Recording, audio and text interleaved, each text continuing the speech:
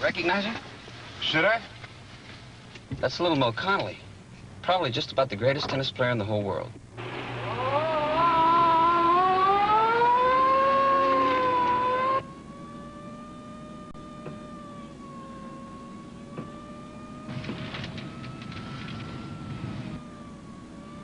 Hi. Hi. Are you a doctor? An intern.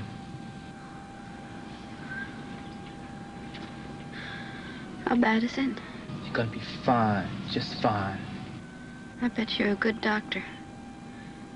But you're a lousy liar.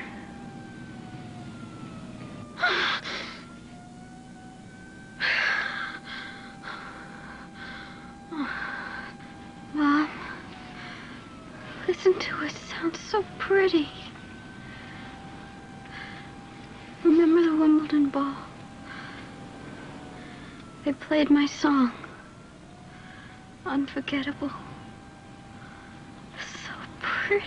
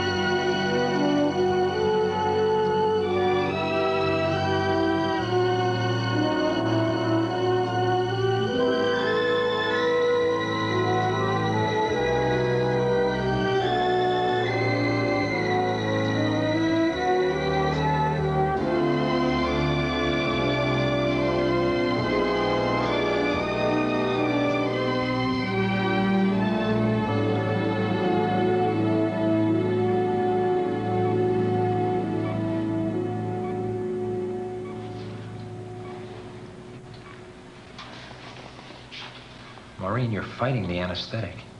Now try to relax. Just let go. Think of something pleasant.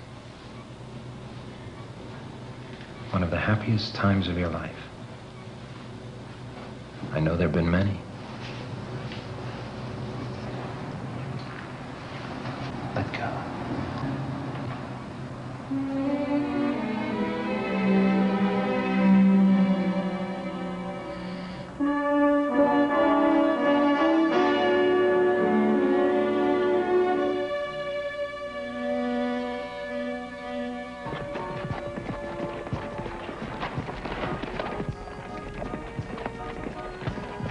This is the story of a little girl in a big hurry.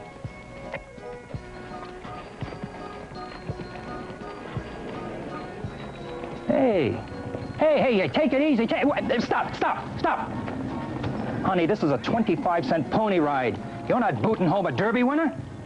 Every time she comes in here, she wears my ponies to a frazzle. Well, she's just, enjoying herself. Sassafras likes to stretch out. Sassafras isn't running this concession, and neither are you. It isn't fair to hold him back, keep him from doing his best. Now look, either you jog along nice and easy like the other kids, or you ride somebody else's ponies. Someday I'm gonna have my own horses. The sooner the better. Give my pony a rest. Come on. Come on. Come on.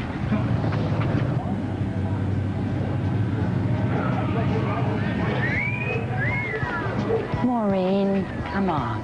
They were just being friendly. Number of sailors on the streets in San Diego. You wonder who's on the ships. I think someday I might marry a sailor. I made that mistake once. You're not going to. Oh, well. You're a lot of years away from getting married.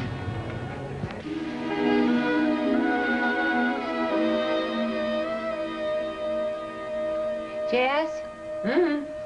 One of the matrons quit today. Off to a defense plant, she said. Even left you doing her job as well as your own. Oh, well, she's not the kind to carry her own weight anyway. Always off having a little air or a sip of coffee. She spent more time in the bathroom than she did on her job. Ruth Ann Nieberger went to the bathroom 11 times in one day. I kept count. So that's what you do in school, huh? I won a dime bet. 10 cents closer to buying sassafras. You know, I was just thinking, Jess, if I was to recommend you for that court matron's job, they'd hire you tomorrow. Me? Oh, Aunt Gert. Well, the money's not bad. A little less than I make, but then I've been at it for 16 years. I don't think I could ever do it. Wouldn't hurt to give it a try. What's it amount to, anyway? Just keeping a few mixed-up girls in line.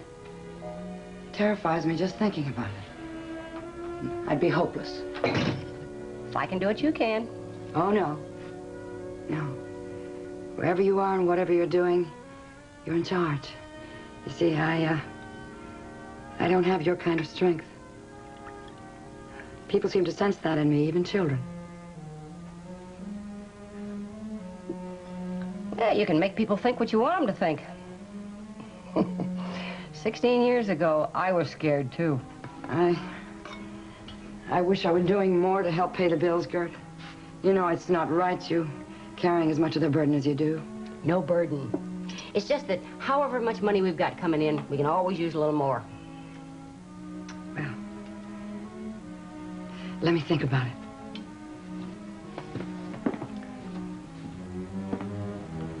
Wish I could be a matron or work in a defense plant. By the time I make enough money to buy a horse, I'll be too old to ride it. You just have a little patience, Maureen. You get to be my age, you'll know there's time enough for everything.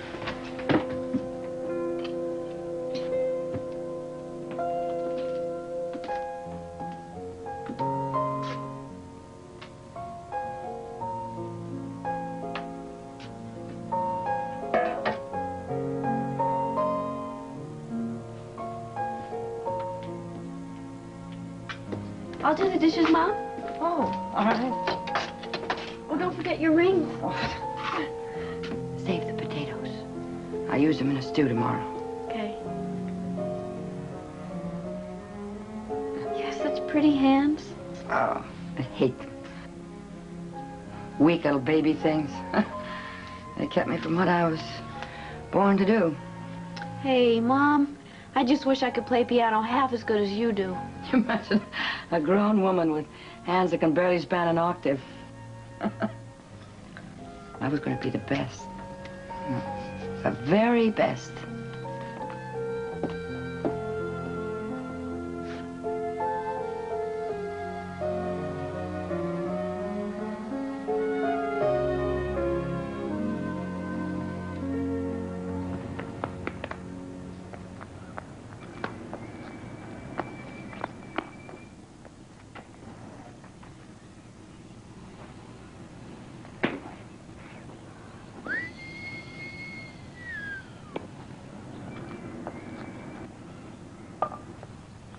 You gotta get rid of her.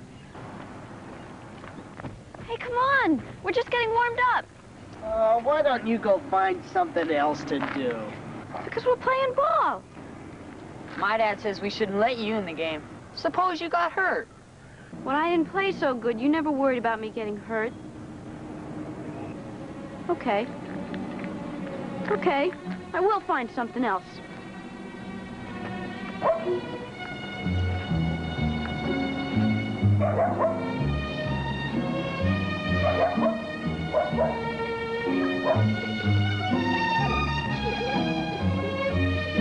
That day you set off to find something else, Maureen. Your life, my life, a lot of other lives might have been very different if you'd decided to turn left instead of right. Watch the ball, Jenny.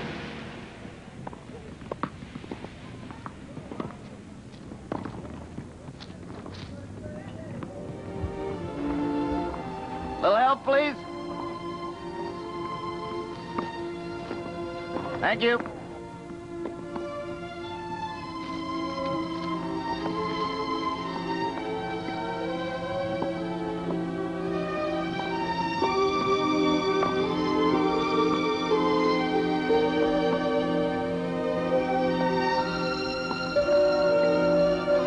All right, Susie, keep your eye on Janie when she serves, and keep your eye on the ball.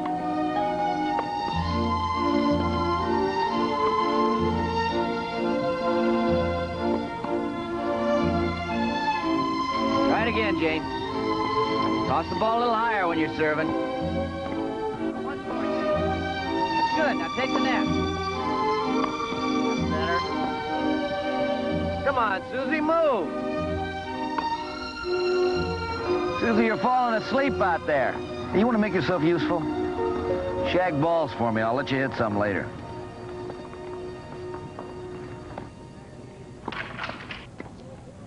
Try it again, Janie.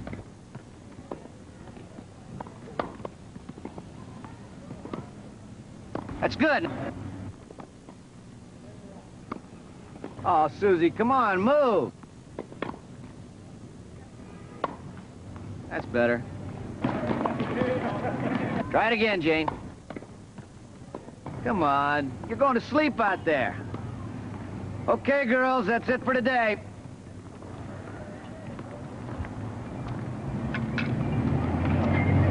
Bye, Mr. Folsom. Thank you. Bye. Next week. On Thursday. Well, you got a better workout than they did. What's your name? Maureen Connolly. Wilbur Folsom. Mr. Folsom, could I hit a few? Oh, yeah, I did promise you that, didn't I? Sure you're not too tired? Here, try that one. A lefty. I can hold it. Okay, we'll start with the basic grip. This is the forehand. Good. Come on, let's see you hit a few. Okay, Maureen, here's what I want you to do. You stand sideways here at the baseline with your right foot toward the net. And when you start your swing, start it there. You don't have to bring the racket back any further than that. Okay? I'm going to drop some balls in front of you, and I just want you to swing nice and easy. Try and get them over the net. You ready?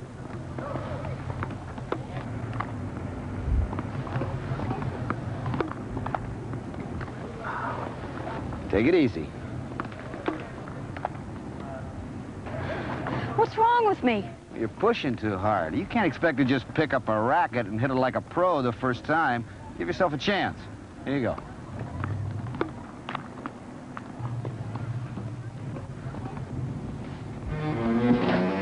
Mr. Folsom! I'm okay.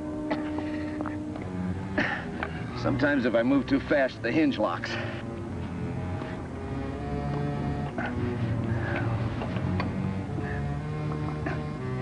There. Well, at least I never get a Charlie horse. Now, watch me.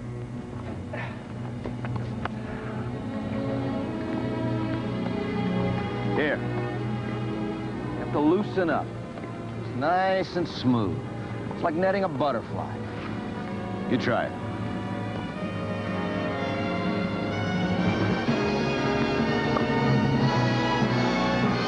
I did it. I did it.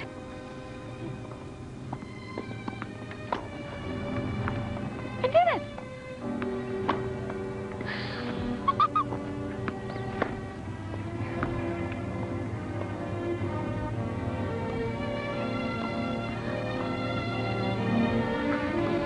Mr. Folsom, Could I chase balls for you regular?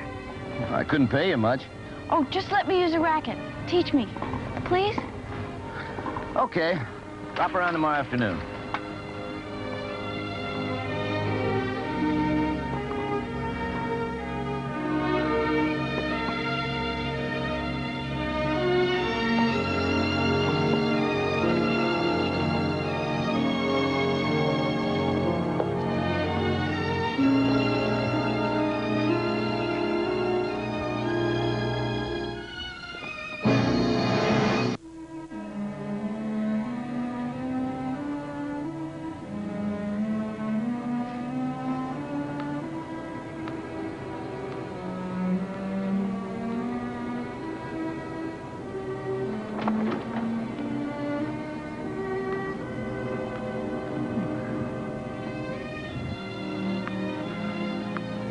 Hey! I thought I said afternoon. Oh, I'll be ready whenever. Where'd you get that ball? I got it out of the trash. Give me a chance to get some coffee.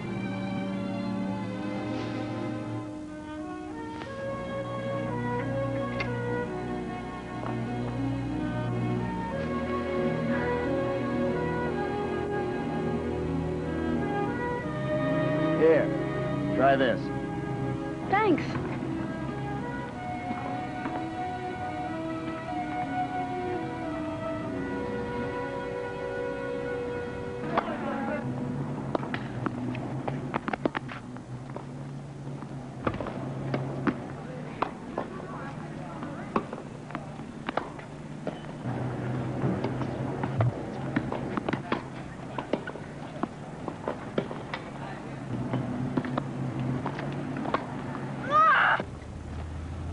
Loosen your grip. Don't try to kill every shot. Can I try a game? You act like you can't count on tomorrow. You've done enough for today. Give yourself a rest. I'm not tired. Then give me a rest. Mr. Folsom, am I getting better? You could develop into a good little player, Maureen, if you don't burn yourself out.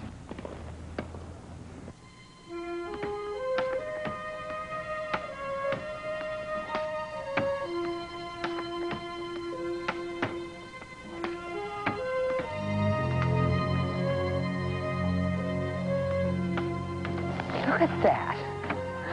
What's he doing?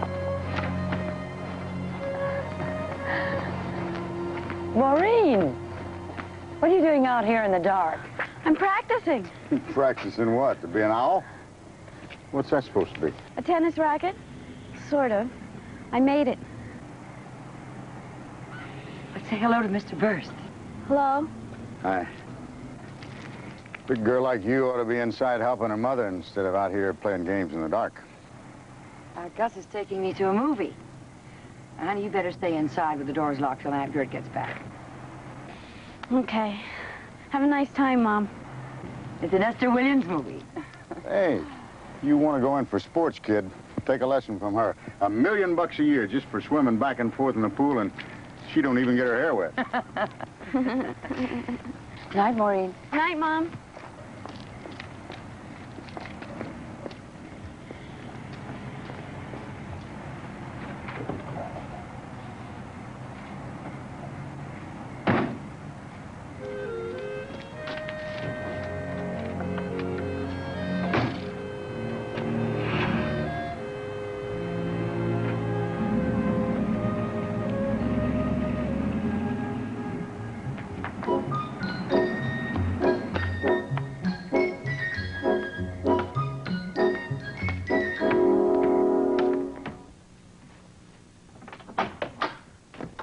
Good night, Gus.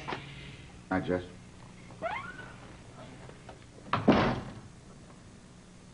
Oh, I was going to do that in the morning. I like to iron. You can see what you've done. Take pride in it.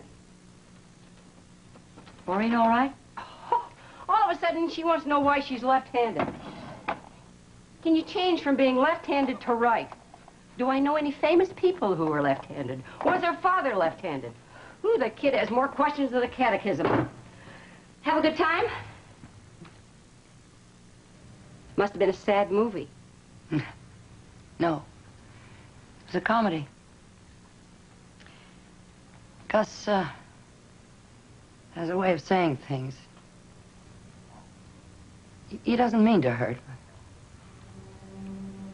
Seems like I've heard that before. Oh, 80 million men in this country, and you always seem to end up with the kind that promise you a good time and bring you home in tears. Well, Gus is a good man. I'm not saying he isn't. I was just wondering out loud if you two are a match set. I have a very nice pair of blue shoes, and I have a very nice pair of brown shoes. Now, I like them both, but I never wear one brown and one blue. He isn't perfect. Neither am I. And he's strong, and he's sure of himself. I need to be close to someone like that. We'll find someone who'll give you that without all the hurt. They're not waiting in line. I'm not young. I'm not a wealthy widow. I have a child. Nothing to offer. Oh. Jess, if all your life you've underrated yourself. Settled for less than you deserve. If I could buy you for the price you put on yourself and sell you for what you're really worth, I'd be the wealthiest woman in California. Aunt Gert, I'm scared, and I'm lonely. But I'll think about what you said.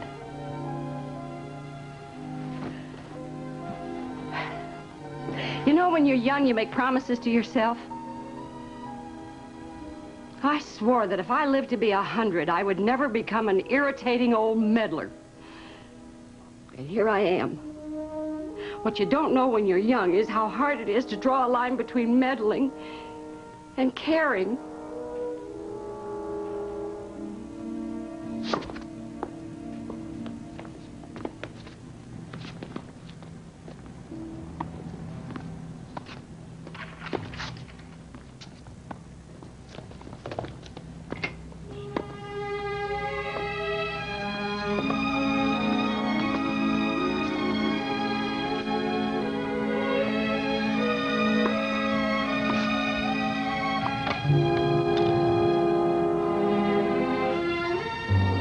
Well, you played well.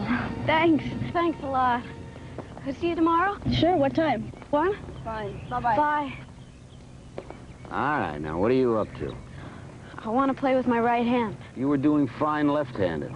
I heard you say once that the best players were right-handed. I meant tournament players. The best are right-handed. I want to be right-handed. Just like that, huh? Look, Maureen, as far as I'm concerned, there's no better game than tennis. You get out in the court a couple of days a week with a pal and you stretch yourself, mentally as well as physically, and you have a good time doing it. But when you're talking about tournament play, you're talking about a full-time job, giving your whole life to the game. Well, you're giving your life to it. Well, with me, it's different. All right, stubborn. If you want to learn to play right-handed, you better have some help.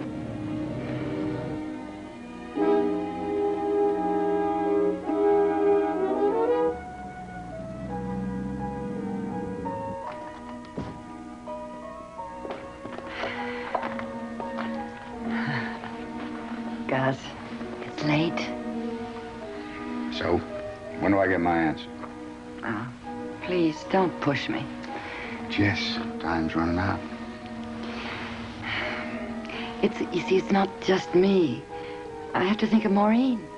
She needs a father. I mean, this unlicensed nunnery that you're running here just no good.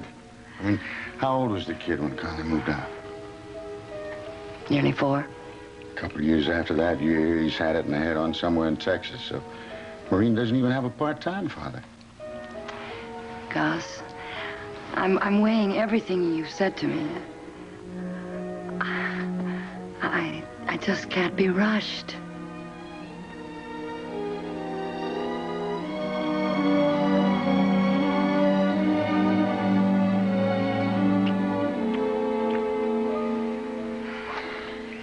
I'll call you tomorrow.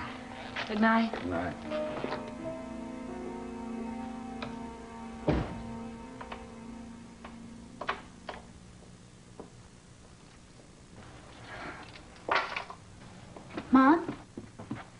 Oh, what are you doing up? I need to talk to you. What, in the morning? No, Mom, please, it's important. Doesn't anybody ever go to sleep in this house? I couldn't sleep. I'm making some coffee. Will you talk with Mr. Folsom tomorrow? Who's Mr. Folsom? He's a tennis instructor at the university courts. He wants to talk with you about me. See, if I'm going ahead with tennis, I need a racket of my own and lessons. Yeah, well, Maureen, we can go into all that later. Oh, no, Mom, please. This means more to me than anything. What, are you playing tennis? I know I can be good at it. Maybe even the best. I want to play in tournaments. I want to go all the way to Forest Hills and Wimbledon, but I need help. I need a racket and lessons. You know, we live on a very tight budget. Oh, well, Mr. Folsom won't charge you a lot. Just go and see him. But there are lots of other ways a healthy girl can have fun without spending money we don't have. I won't ask you for any money. I won't go to the movies. You don't have to buy me any clothes. No. No. We cannot afford it. I'm sorry. You better get some sleep.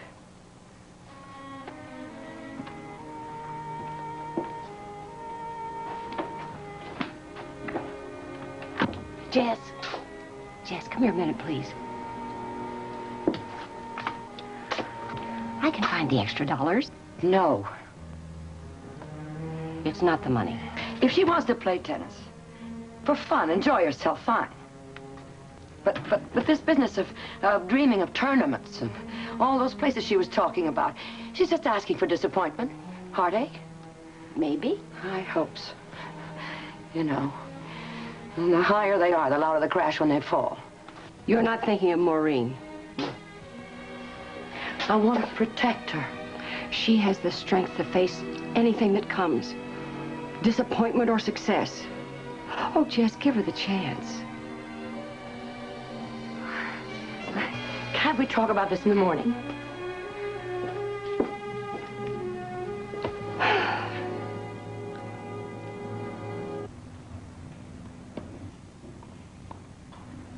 I'm not sure I'm doing the right thing, Mr. Folsom.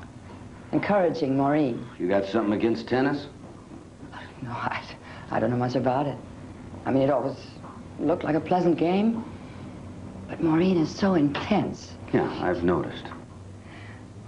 She's too young to go to tournaments in England, places like that. All I agreed to do was teach her to play a good game. What she does with what she learns is up to her and to you. Well, she says she needs a racket. Here's a racket she can have for $1.50. $1.50? Well, that's certainly inexpensive. Well, the Lion's going out of business. Oh. Now, I'll teach Maureen for 50 cents a lesson. Why, anybody as small as she is goes for half fare.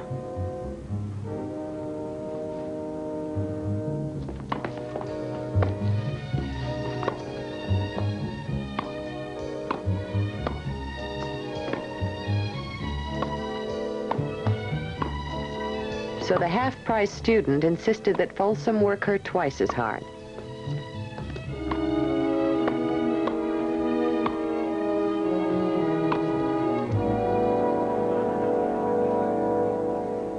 Your tournament career began at the playground tennis meet. With your mother's reluctant consent and Folsom's low-keyed coaching, you entered the 13-year-old and under division of girls singles and made it to the finals. The underdog matched with an older, more polished player, Ann Bissell.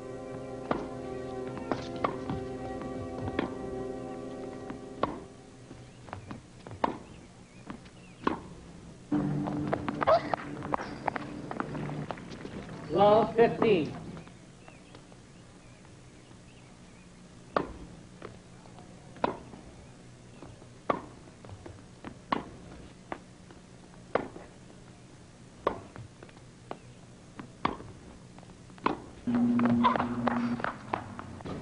Game to Miss Connolly. Maureen's good, isn't she? Too bad all that energy couldn't be put to better use. Oh, Gus.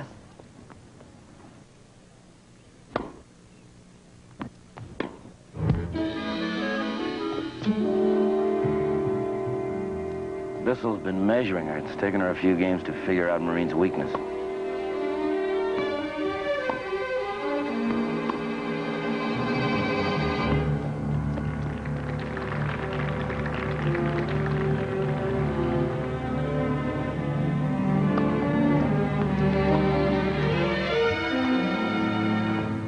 Game, set, and match to Ann Bissell.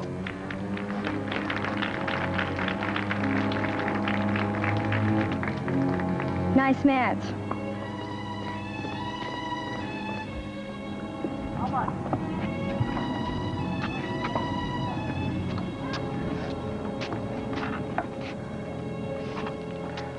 You really had a great day, kid. I lost. You got all the way to the finals your first time out. Don't take it so seriously. Why did I lose? She outplayed you. She was older. She was better. That's no crime. You did the best you could. That's all anybody could ask. I was afraid of this.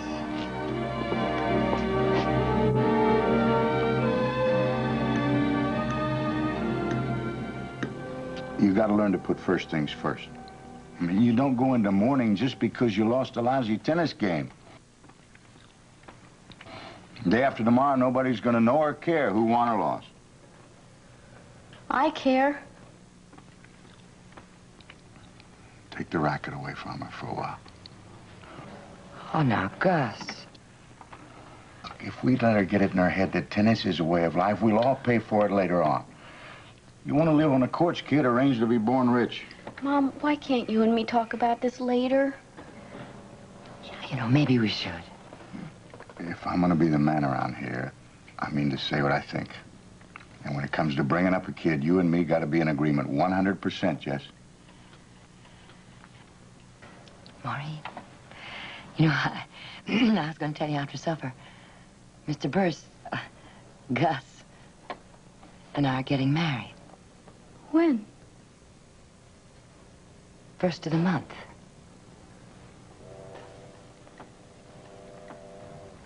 And I want us to get along, Maureen. I'm counting on us being friends, more than friends. Please don't take my racket away. And please don't tell me I can't play tennis. I'll do anything else you want. I don't think tennis is healthy for you. I think you put too much importance on it. I want to be the best at something. Okay? How about your schoolwork? That's different. Today, I came close, and it was such a wonderful feeling. We let her go on like this, we're all going to be in trouble later.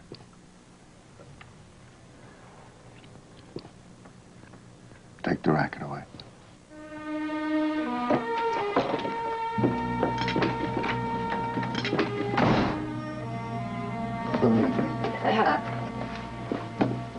Evening, Gus. Hey, Gert. Mom, please. You know what it's like to want something and be kept from having it? Let me keep on trying. I'll make you proud of me, honest. Just don't tell me I can't try. Oh, Maureen, honey. It's all right. Now, don't cry. We won't take your racket away. Listen, all we want to do, what we're trying to do is the right thing for you. Not just today, but later on. Oh, you're worn out. Go to bed. Oh, and get a good night's sleep. Hmm?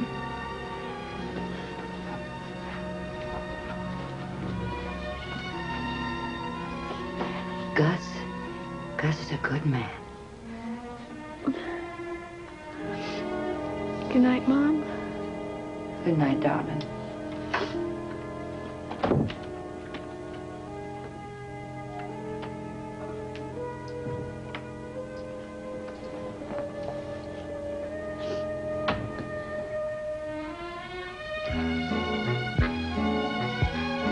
San Diego's big event for junior tennis players, the Harper Inc. Tournament.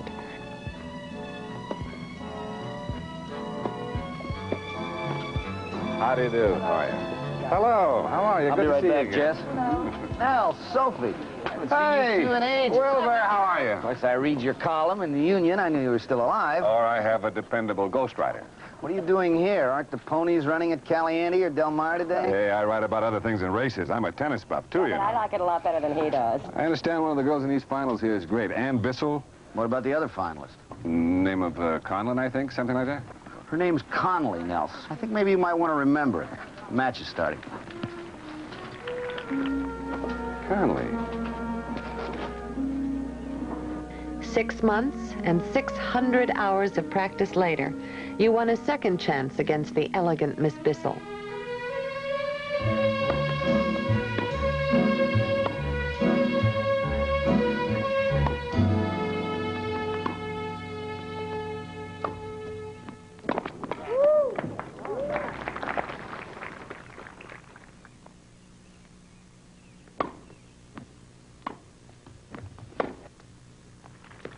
Love, 30.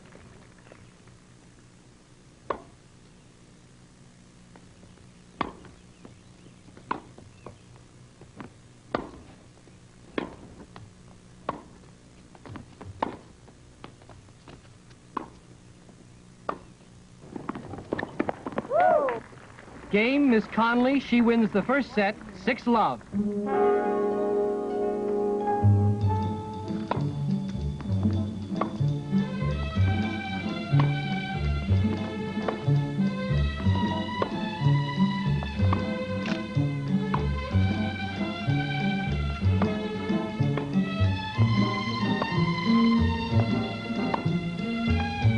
You ever see a player dance around like that, kid?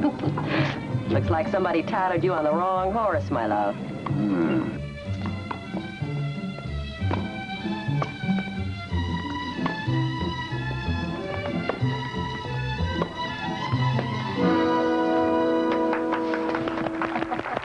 She did it. Game, set, and match to Miss Connolly. She wins 6-love, 6-1. Thanks.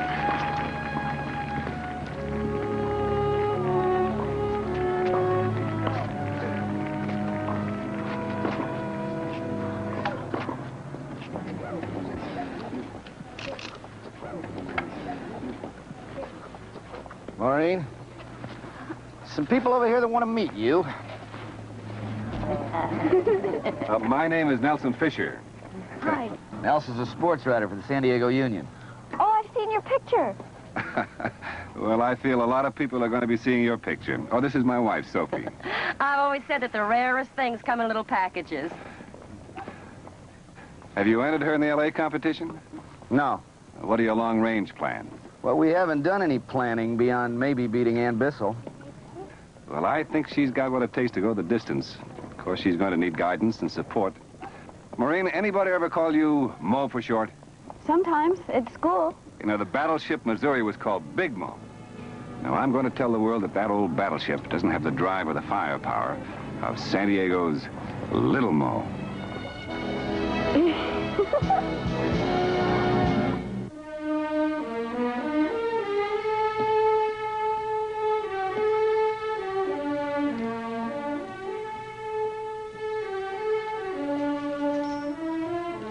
Hi. Hi. I thought you might like to have these for your scrapbook. I don't have a scrapbook. You better get one started.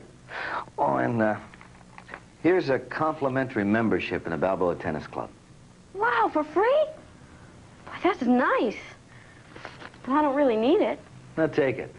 There's some good people over there. They can teach you a lot. But I've got you. Well, Maureen, this is the end of the line for me. Why? Like the fella said, you're going the whole distance. You need the express. I'm strictly a local. I don't need anybody else. I don't want anybody else. Now, stop talking like a dumb little Mick. You think you can be the best? Okay, you're entitled to try. I don't understand. Look, you say you love tennis enough to give your whole life to it. And what do you want in return? Fame, popularity, the satisfaction of knowing you're the best? Well, that's okay. You're doing it for Maureen Connolly, and that's fine. I love tennis, too. It's my whole life. You want to know why? See, when I lost this leg, thinking about tennis was the only thing that got me out of the hospital, out of that bed. Moving and living. No chance to be a tournament player again, but to enjoy a good game, to teach a good game. Why not? Let me tell you something, kiddo. Someday there's going to be millions of people in this country as excited about tennis as I am, or as you are. Right now, we're the oddballs. Tennis is still considered the rich guy's sport. Slightly sissy, not really for your average red-blooded American. That's why we got to spread the word.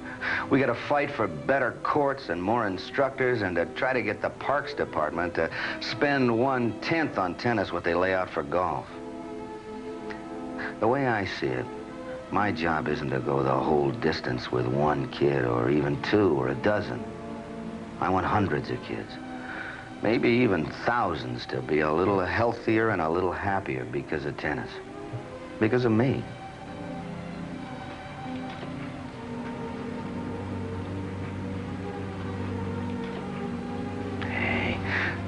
Hey, this is no time for tears. You've got yourself a big dream. I've got myself a big dream. Here's good luck to both of us.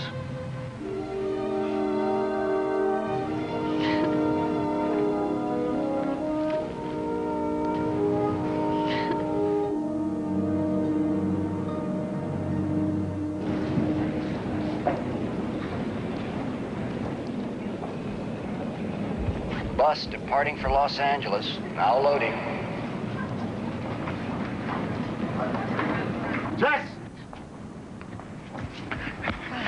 Did you think you could just sneak out when my back was turned? Oh, please, Gus. Where's your luggage? I checked it through. I'll get it. No, Mom! I promised Maureen. You made me some promises, too, Jess. We'll only be away a few days. And if I win the Pacific Southwest? Then there'll be no end to it. That's why I'm blowing a whistle on it right now. Please, I have a chance to meet Teach Tennant. She's the greatest tennis coach ever. Sure. She teaches movie stars for $25 an hour, the greatest. She coached Alice Marble and Bobby Riggs. I'll get the luggage and be right back. Why are you always against me? I'm not against you. I'm against a kid your age being under this kind of pressure. A couple of trophies that'll turn green in a year. It's more than that. And I want the pressure. Because you don't know what's best for you. Which is why I'm against a little kid taking over, running the family. You're coming home with me. I've already signed up for the tournament. And Miss Tennant's expecting me. Believe me, you won't be missed. You folks getting on board?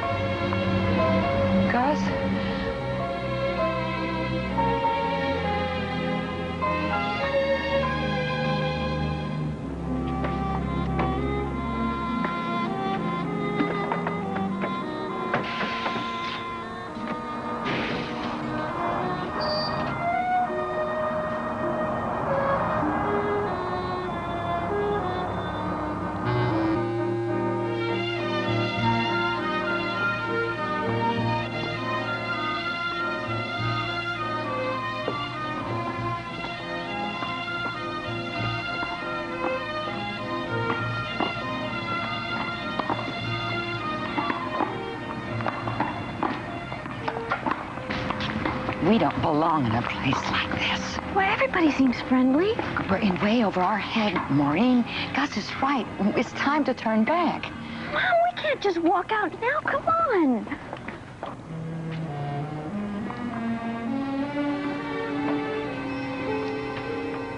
The first time I saw you, your racket looked bigger than you did. Maureen Connolly? Miss Tennant? You are small. Maybe she is rushing things, and maybe we shouldn't even... We'll see. Let's hit a few. Well, first, shouldn't we talk about... There's nothing to talk about till we see what she can do. I only thought... There's a bench.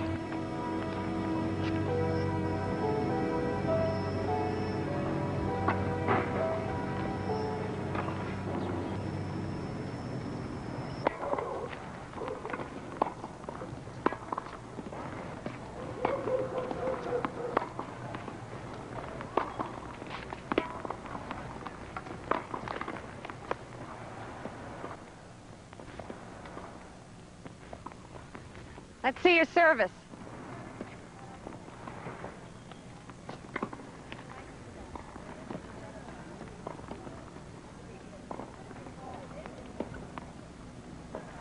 Serve. Again.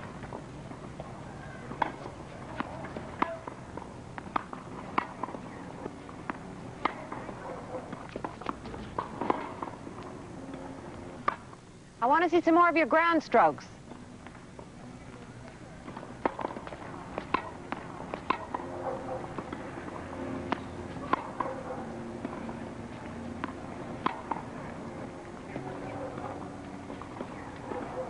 Your backhand is late. Hit it on the rise. Yes, Miss Tennant.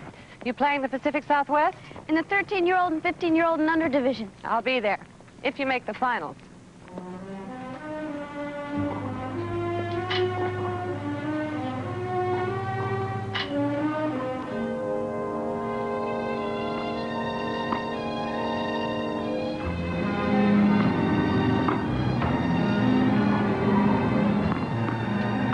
You did make it to the finals, which was remarkable, since you played with one eye on the gallery.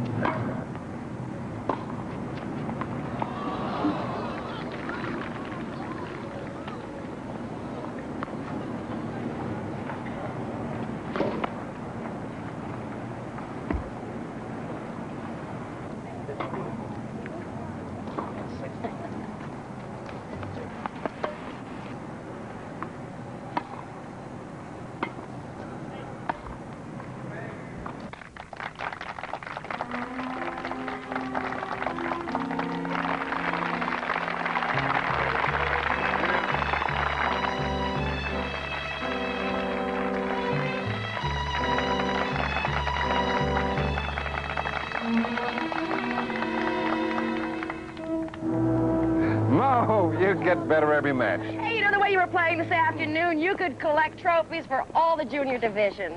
When we get back to San Diego, we're going to have a photographer go out to the house. I'm going to do a column on you. She didn't even wait to tell me how bad I was. So bad you won 2 trophies. Go on and get dressed. We're going out to celebrate. There'll be another chance later.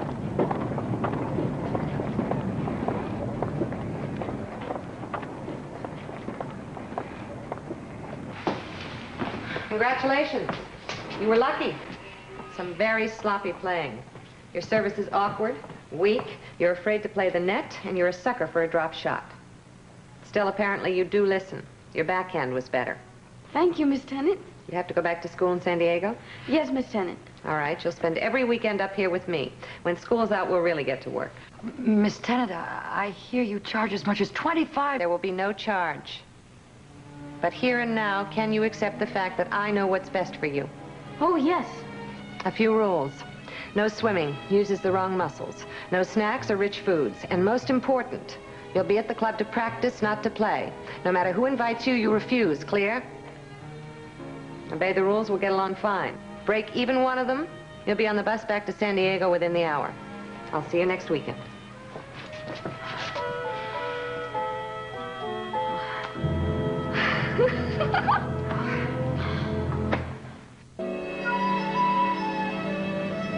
Today we're going to work on your serve. Serving is like throwing a ball. Let's see it. All right, now serve one.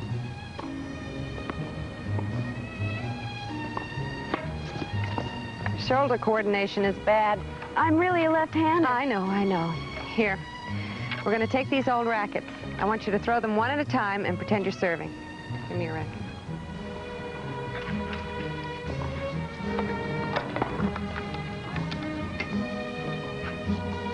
Good. Hey, teacher, tell me it's poor sportsmanship if I throw my racket. This is the exception, Tony. I can believe it. Once more, Maureen.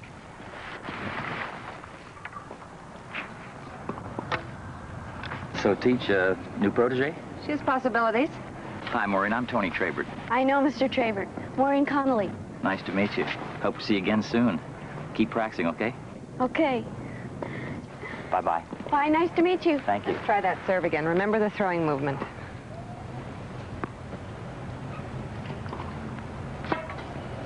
Better. Let's go back to the rackets.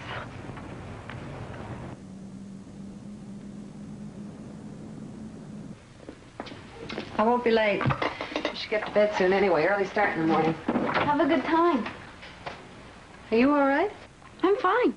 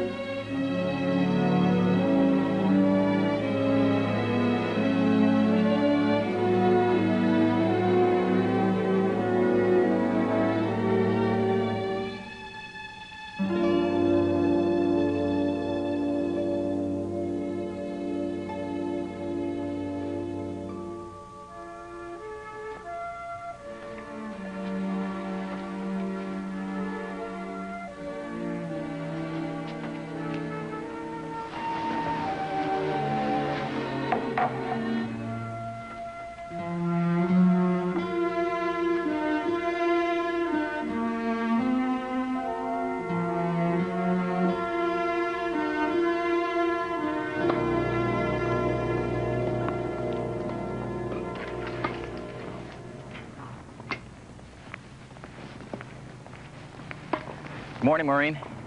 Good morning, Mr. Trayvord. You work so hard. Don't you ever take time to play? Oh, Miss Tennant says I can't. Oh, that teacher's so stern, but, you know, just a game or two. Oh, I can't break the rules, Mr. Trayvord. I don't think teach'd mind. I don't know. You know why we've been talking? We could have played 2 games. Come on, I'll serve.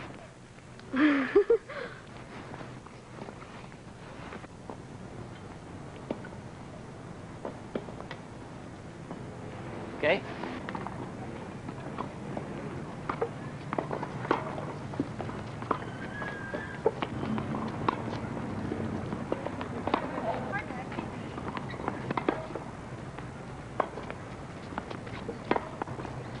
Shot. Too good. Love 15.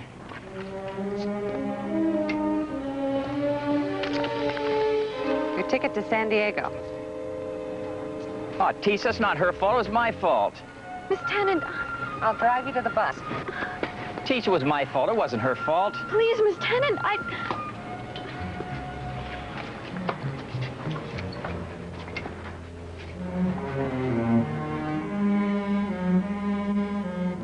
She wouldn't even listen to me. It's the best thing that ever happened. Oh, Maureen, you've been under so much strain lately. You know, there's more to life than just hitting a ball with a racket. Well, now at least you'll have some time for yourself. I don't want time to myself. It's over, kid. Accept it.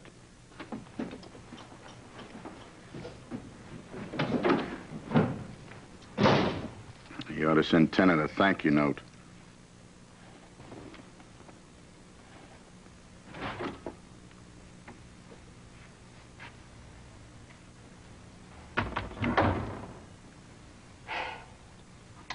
Giving up? It isn't fair. Mm-hmm. Cards were stacked against you from the first, so you're throwing in your hand. She never really thought I could make it. She was just looking for an excuse to get rid of me. Now, Maureen, are you being fair? Who's at fault? Seems to me like you had an agreement with Miss Tennant. Who broke it? I did. Well, can you be fair and blame her for that? No, I was wrong. It's my fault and I'm sorry. But why can't she give me another chance? Maybe she will. I begged her. She wouldn't listen. Try again. Oh, what's the use?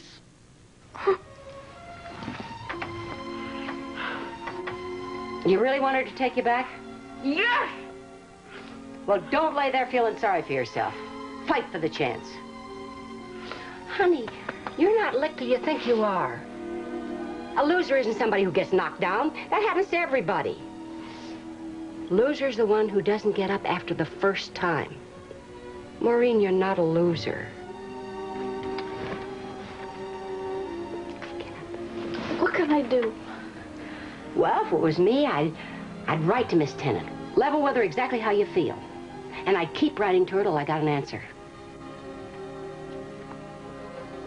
Don't give up.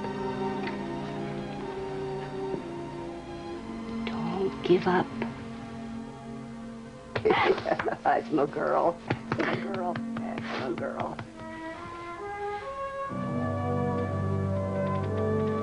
I was wrong. You did the only thing you could do. I don't deserve another chance, but I'm asking you to give me one. I've learned a lesson. I'll never break your rules again.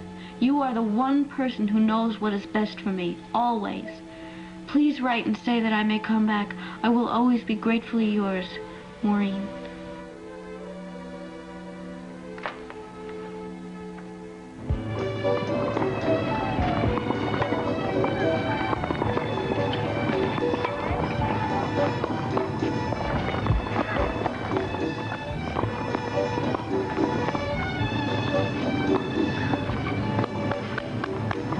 The prodigal has returned. The prodigal has promised to say nothing to you but goodbye. Everyone's entitled to have a little fun, Teach. All right, Maureen, let's see that serve again.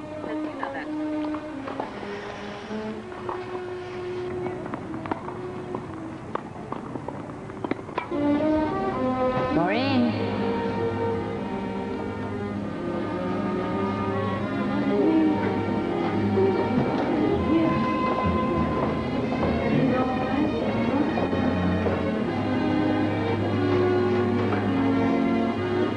What responsible mother will let her kid go bumming around the whole Pacific Northwest? It isn't bumming. Seattle, Vancouver, Salt Lake, Denver. She's being chaperoned. Yeah, by some other tennis tramp. These are very nice little girls. All right, now, where does the money come from to send these kids here, there, and everywhere? And they're sponsored by organizations. Right, for the bus fare and the train fare. But once they get to a town, they got to depend on charity for a place to bunk or something to eat. It isn't charity. A handout. I mean, give me some money and I'll do something for it. Oh, I won't chop wood or I won't wash windows, but I'll hit a tennis ball around a court. They're bums. What kind of a way is that to bring up a teenage girl, huh? You make it sound cheap. I just want you to see it for the way it really is. Miss Tennant says this is a very important step. Miss Tennant, I swear to you, if she told Maureen to set herself on fire, you'd supply the matches. I'm not going to listen to any more of this. Jess! Jess, you do not take any responsibility for that kid, now admit it. You've turned her over to Eleanor Tennant, body and soul. Why did you marry me? Just to have somebody around to bully? You find a reason to shout and yell at me no matter what. Why did you marry me? You got no time for anybody except the tennis star. You're the one who talks about nothing with Maureen. You're not happy when she's here. You're not happy when she goes away. All right. As of right now, I quit caring where she goes or what she does. And I have had all the female tears and tantrums I can stand to last me the rest of my life. I am clearing out. To hell with all of you.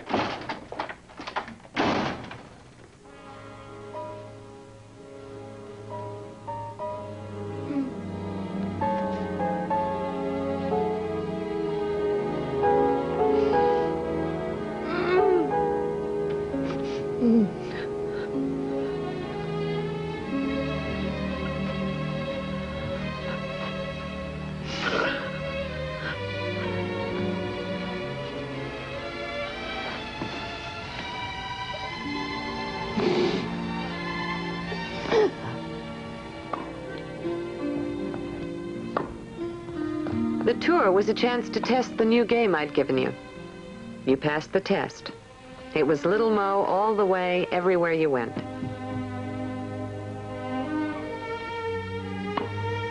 At 14, you were in danger of becoming a West Coast legend.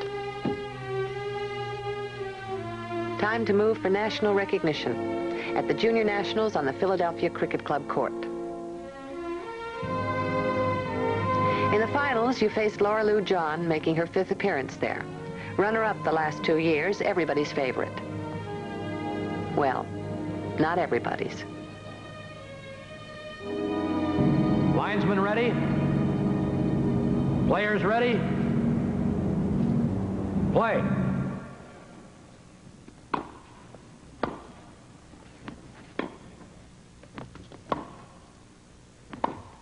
Love, 15.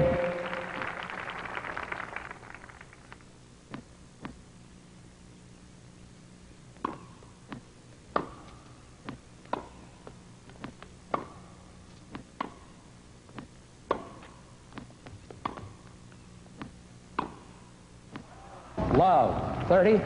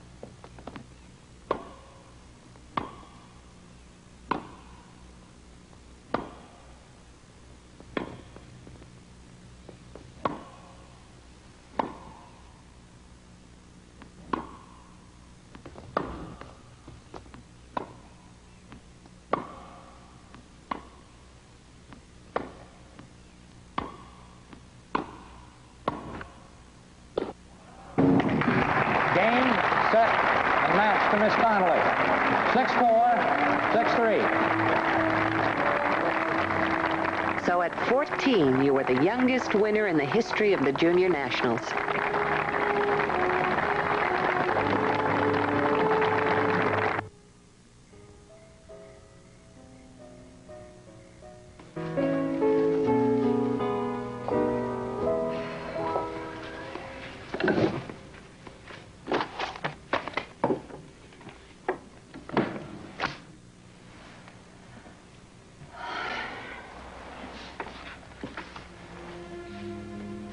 Mom?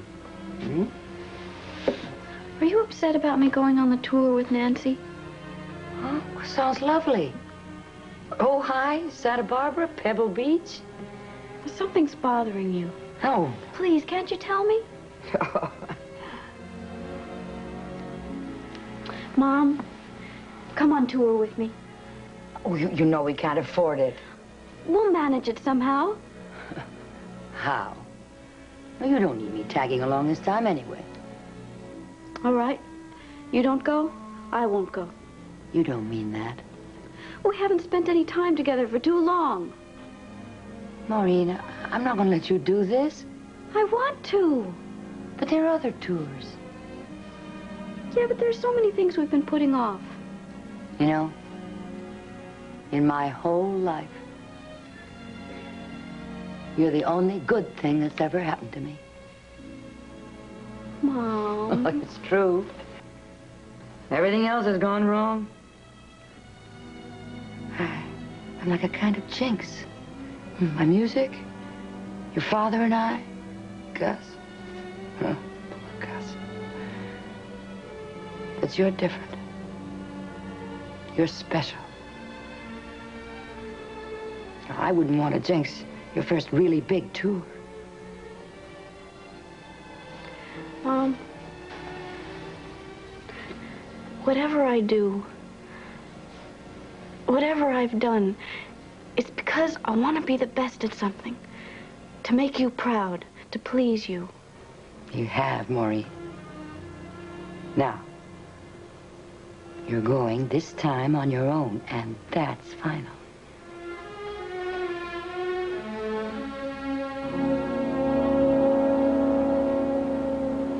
Why are you stalling? You know how to handle Chafee. Keep her on the move. Don't let her set the pace. She's got so much power. No more than you. Nancy's seated in the top 5 nationally. She's beaten Louise Brough, the world champion, held her own against Doris Hart. Will you stop building pedestals? Chafee's a good player, not as good as you. And the same holds true for Brough and Hart. Teach, this is a whole different class. Who knows best? You do. Well, go out there and prove it.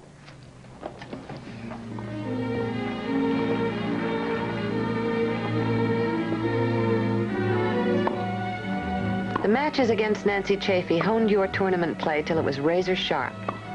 Nancy never beat you, but all the matches were hard fought, the full 3 sets. She brought you out, made you reach for your best.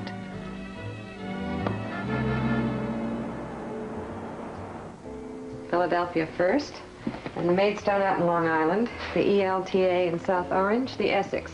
By the time you get to Forest Hills, you'll know what to expect from all the heavy contenders. Hart, Rosenquist, Fry, Baker. You really think I'll get to play against top people like them? They'll play against you, and you'll win. Teach, I always believe what you tell me, but these are the top-seeded women in tennis. Rosenquist, Shirley Fry, and Doris Hart. She just won Wimbledon. They're good.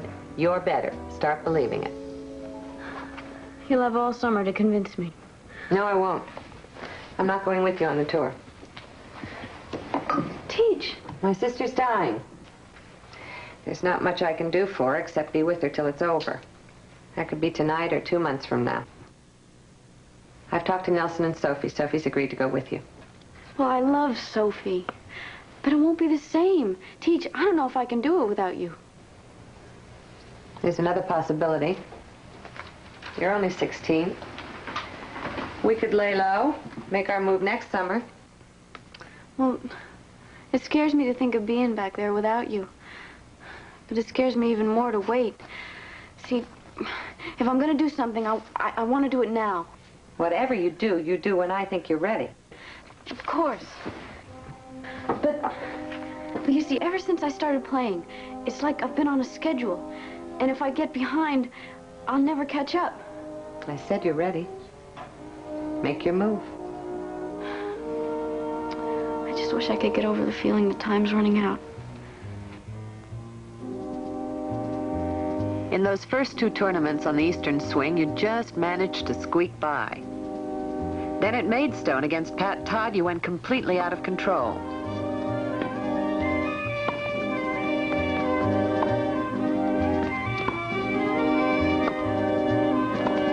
And you lost.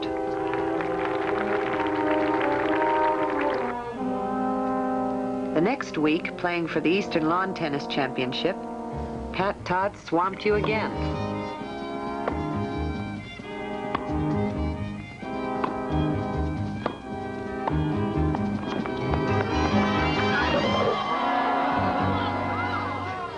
Our triumphal march on Forest Hills began to look like a ragged retreat.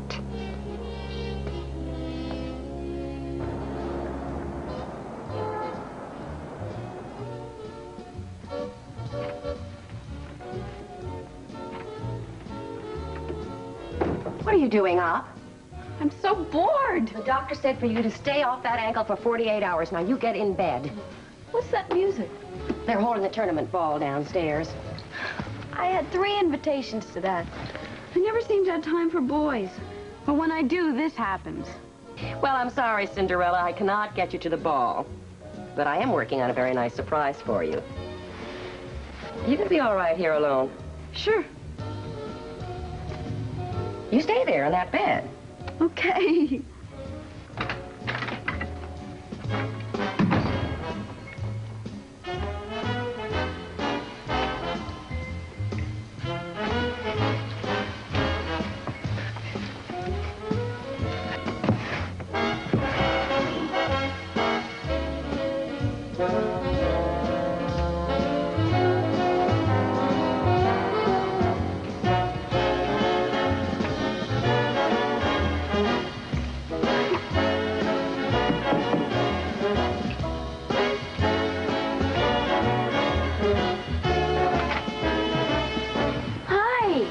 You're up.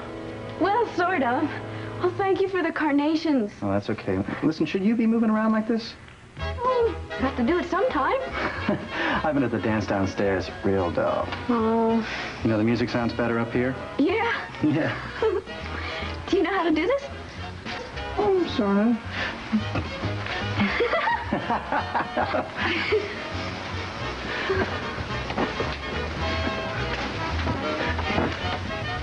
Teach, you're here.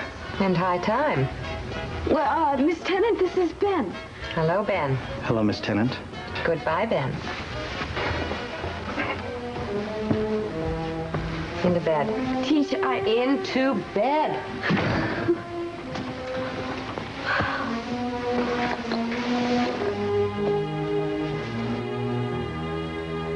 I set you straight, shored up your confidence, and you were back in stride at the Essex tournament.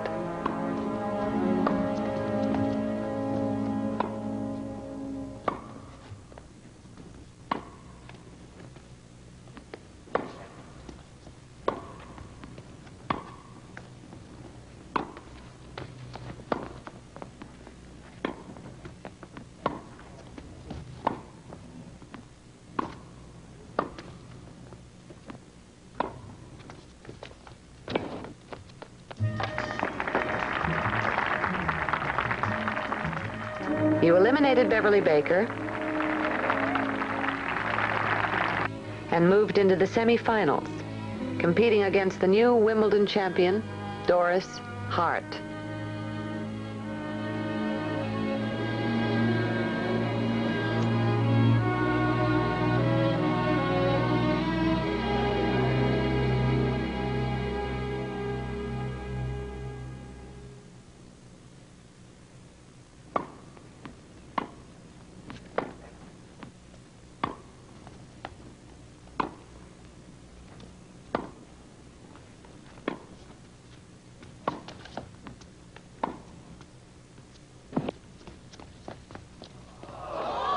Miss Hart wins the first set, 10 games to 8.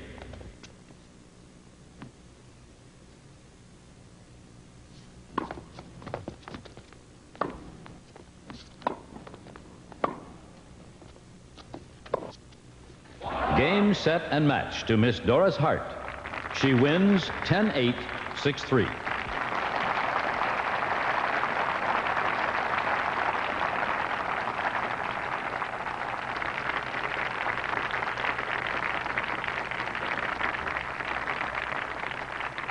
I thought I did awfully well, considering. You played better tennis when you were 11 years old. You couldn't even chase balls for real players. Teach! Teach, what did I do? Teach, please tell me what?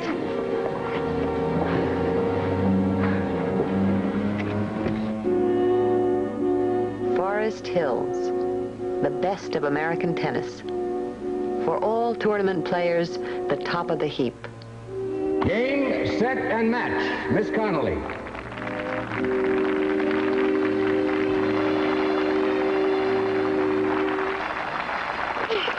Well, that's the first step. Next semifinals. Doris Hart again. Will she have a chance? She could walk off with the title if she'd stop treating those top-seeded barracudas as if they were angels from heaven. If she knew how this charming crew of cutthroats really feels about her, maybe she'd get her guard up. But they're so friendly. Put on a good show. Why not? As long as Maureen is in awe, they've got the advantage where it counts. She can't see the ball for looking at their halos. You mean they're just pretending to be fond of her? They say that Connolly is a swell-headed, thumb-sucking, wet-nosed brat. But they've all encouraged her. They make fun of her.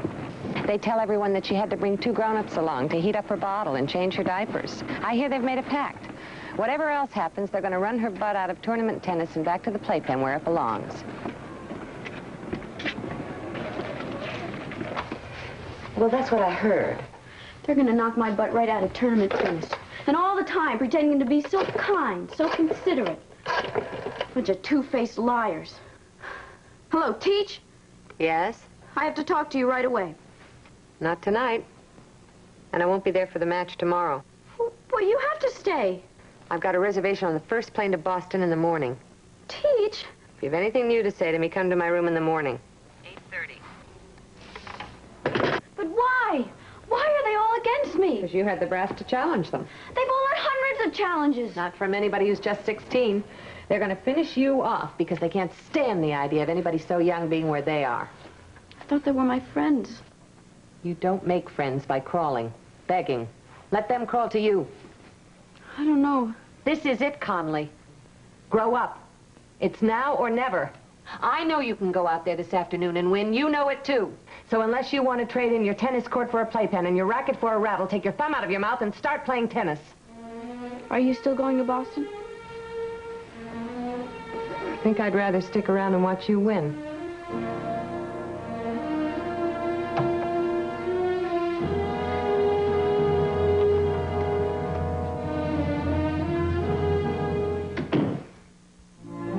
Our feature presentation will continue following this brief.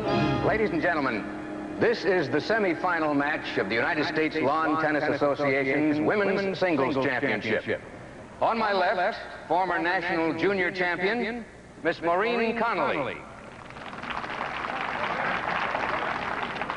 And on my right, Miss Doris Hart, Wimbledon champion.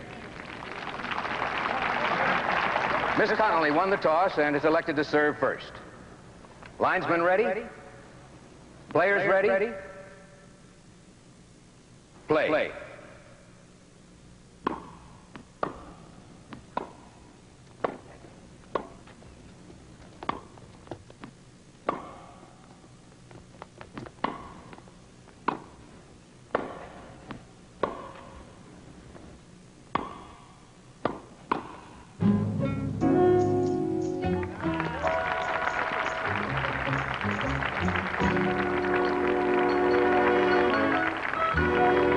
Disgrace, Maureen, to lose to someone with so much experience. Connolly will win.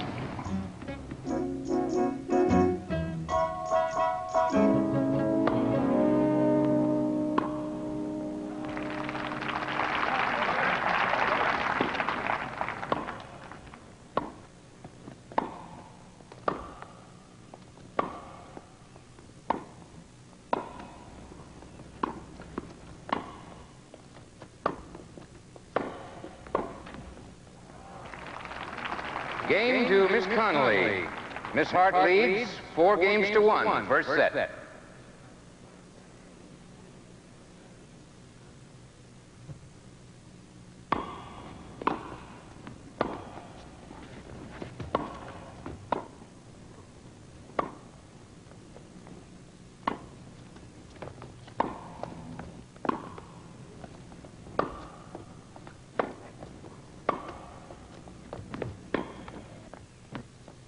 Game to Miss Connolly. Miss Hart leads 4 games to 3, first set.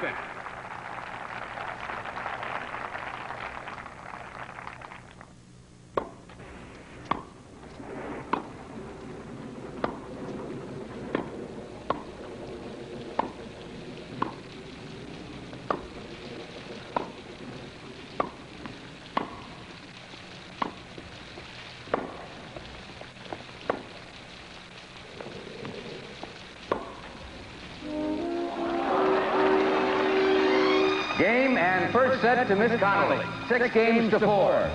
Ladies and gentlemen, this match will be continued tomorrow afternoon, weather permitting.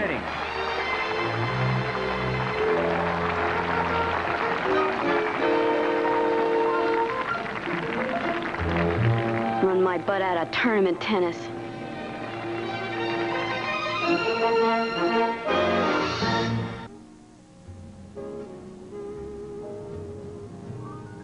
There's a Gordon McRae movie playing downtown. Maybe we could catch an early show. No, I don't think so, Sophie. You go ahead. Well, wouldn't it be good for you to get your mind off the match? Okay. See you later. Bye.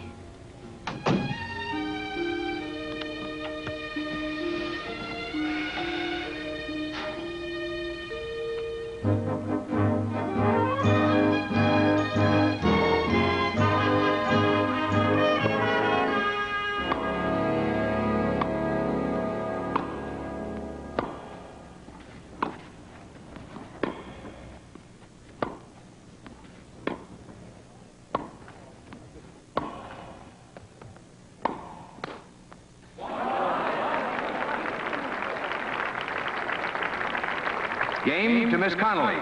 She leads 5 games to 1.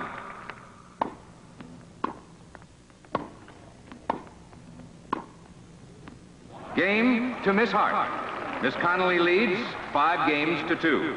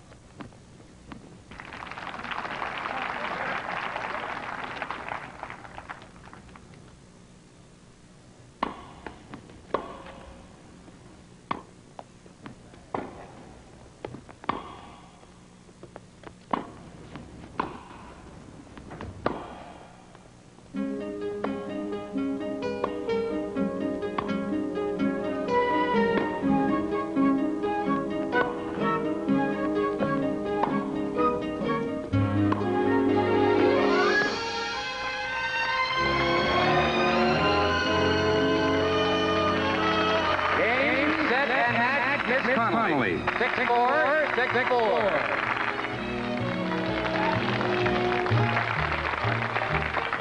Oh, great, Maureen. Nobody's running me back in the playpen. Nobody. Teach, you gotta tell her the truth. I will, after she wins the title. Stay in until 11:30. I'll give you a rub down and we'll plan our strategy for Shirley Fry. I want to go to New York. Maureen? For my birthday, Aunt Gert gave me money to buy a fancy dress. I want to go to an elegant shop and buy a fancy black evening gown. Well, we could go tomorrow. I want to go right now. You're playing in the finals this afternoon. Teach, have I asked for a lot? Been unreasonable? Made a lot of childish demands? Well, then why can't I have the thing I want right now? Why can't we go to New York and buy me a knockout black evening dress?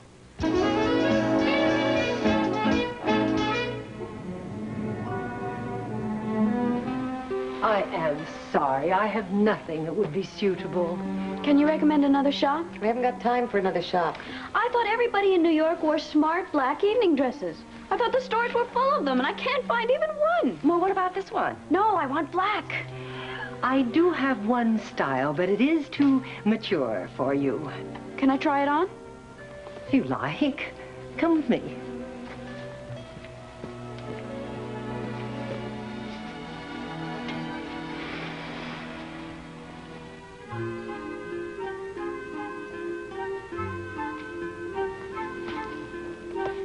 Are you ready?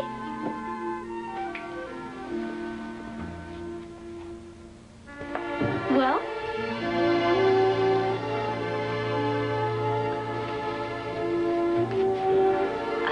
It's... I don't know. Well, it's certainly... I'll take it. You two may think I look silly, but this is just what I needed. I'm ready to face Shirley Fry and anybody else that comes along.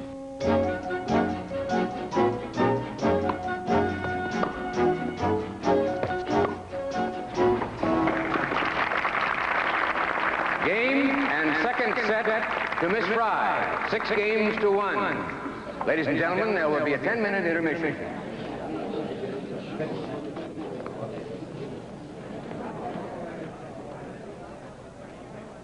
Now listen to me. You've got to move faster. Oh. Quit feeling sorry for yourself. You haven't got time to feel tired. You've got to move even if it kills you. Think. You're 1 set away from being the American women's champion at 16. Now, if you try, I know you can win. You know you can win. Get out there and win.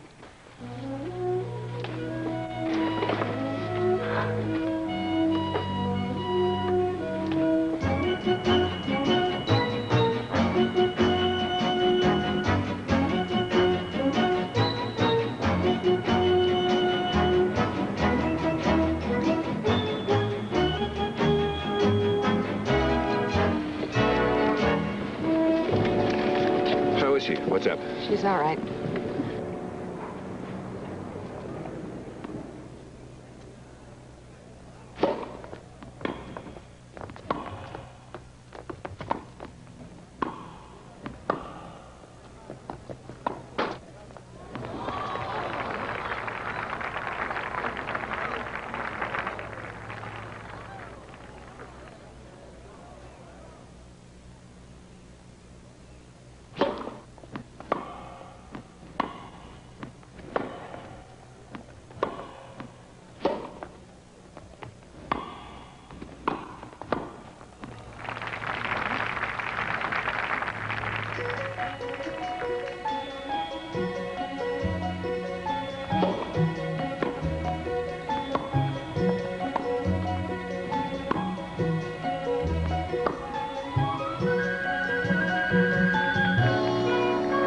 Game to Miss Connolly. She leads 5 games to 4.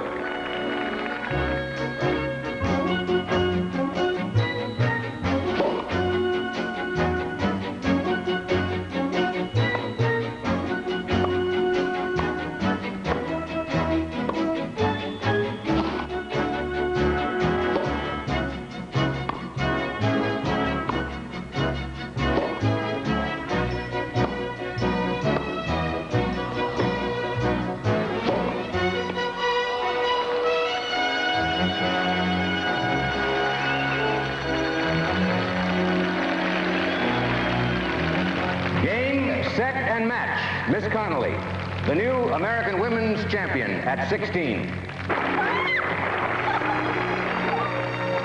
In 1923, Helen Wills won the championship at 17.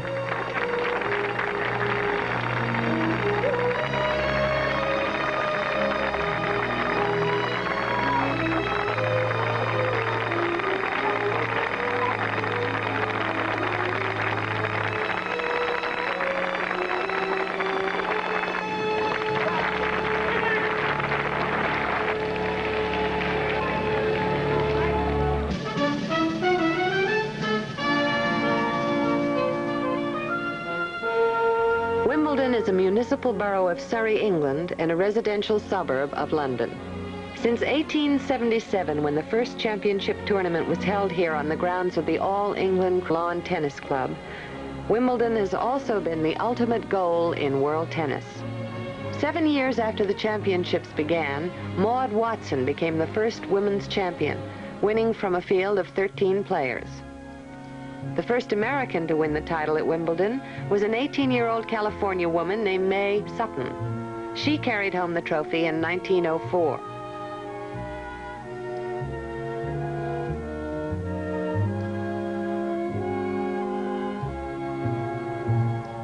Late 20s and early 30s, Helen Wills dominated the game, and then in 1939, it was another Californian, Alice Marble, who made the center court and its fans her own.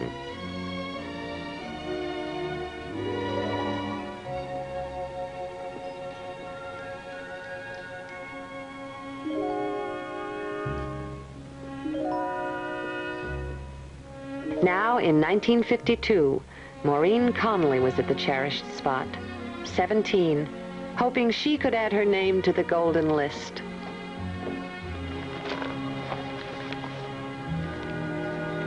Lost your way, have you, love? They said my dressing room was up here. Maureen Connolly? Oh, yes. Well, come in. My, you are young. It's a bit overwhelming, isn't it? Just the word Wimbledon makes a girl all a-tremble. Well, this is where we try to make you feel at home. Think you'll find everything necessary you want in there. But if you don't, well, just ask. Thank you.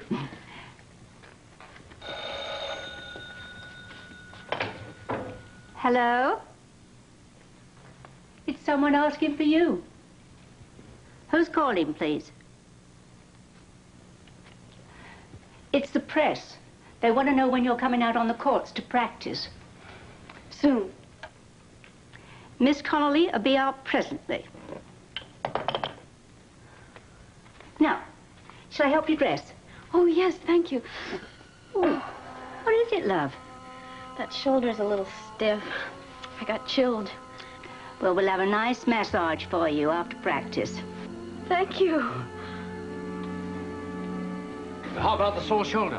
Why, anybody can have a sore shoulder. Well, when little Mo has it, why, it's headlines. You know, it must have been rather bad to keep you out of the Queen's mixed doubles. I'm really perfectly fine, but I mustn't keep Louise waiting any Miss Brock longer. hopes to make a comeback after 3 previous Wimbledon wins. Do you think you can stop her in the finals? Well, I have to get to the finals first. Please, I'll talk with you later. But just one more question. Hi, Maureen. Sorry I'm late. That's okay.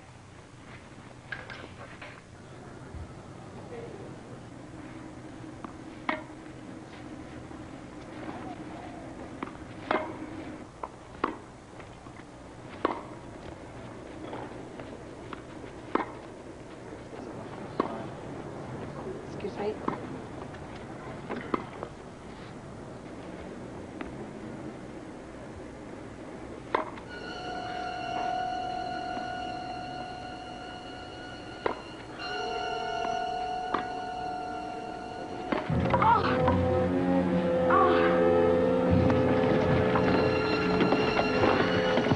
No more practice. Is there anything I can do? I'll manage. I told you not to practice today. More trouble with that shoulder, is it? No comment. Is there a possibility Miss Connolly may scratch? It's nothing serious. No comment, gentlemen. No comment. Excuse me. No comment.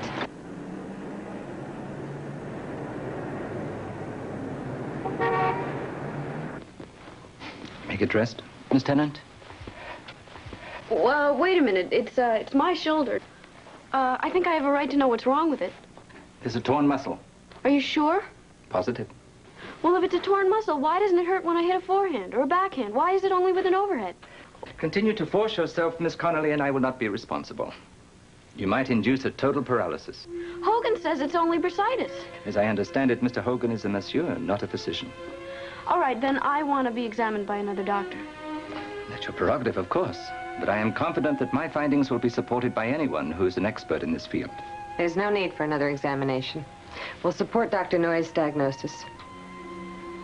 Teach? What will that mean? It means that Maureen won't be playing at Wimbledon.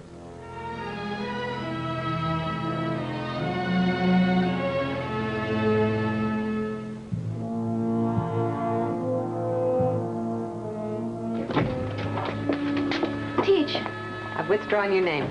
Teach, please, can't we at least talk it over? We'll talk it over outside.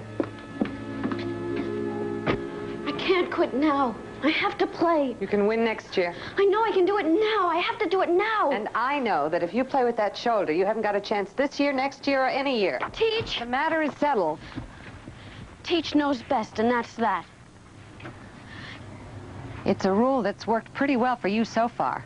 Now, if you can't accept it... Do you have a bus ticket in your pocket? Maureen, I've already told you why you're not playing. Why are you fighting me? Are you out to prove you don't need me? Of course not. I do need you. I want your help. I just Then want... go back to the hotel and go to bed. I want to see just one more doctor. And when he backs my stand, you'll want another one. You're not playing. You're taking a month off, 6 weeks, whatever we need to let that torn muscle heal.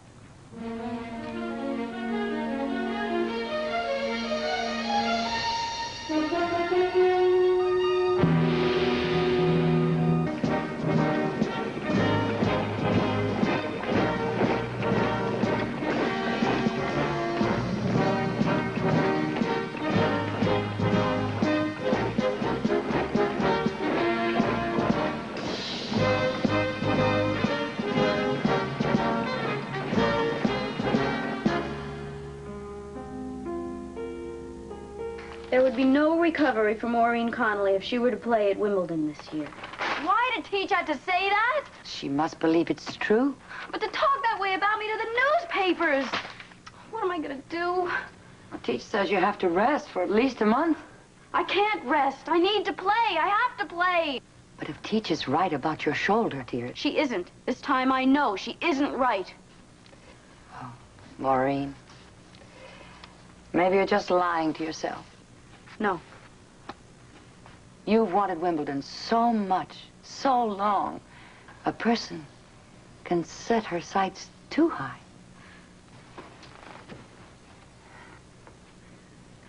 You agree with Teach? Well, Maureen, don't ask me to decide. I mean, you know how I am. You think I'm trying to go too fast? You've already done so much. You know, most people would be glad to settle for half what you've done. I can't settle. I won't, Mom. I want to be the best. There's no substitute for that. Oh, Maureen. There was just a doctor I could really trust. If we found one, and he said Teach was right, would you stop tormenting yourself and give up? Yes. Well, you remember that nice man, president of the California Tennis Association? Perry Jones. He's here, in London. I just saw it in the paper. Maybe if you called him. We really appreciate your helping us, Mr. Jones. I'm glad you called me. Dr. Buxton is one of the 3 top orthopedic men in London. I'm sure he'll be able to help me. And before you go in, Maureen, you and I have an understanding. If the doctor says you mustn't play, you won't try to re-enter. Now, no hedging. I have your word on that. Yes, whatever he says, I'll go along with it. Good.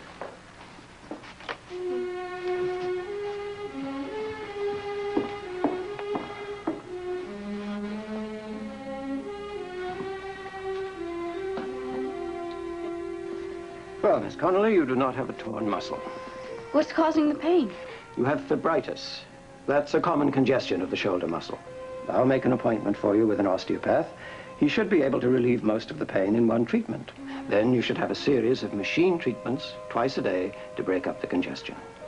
But I can play. Certainly you can play. Oh, doctor!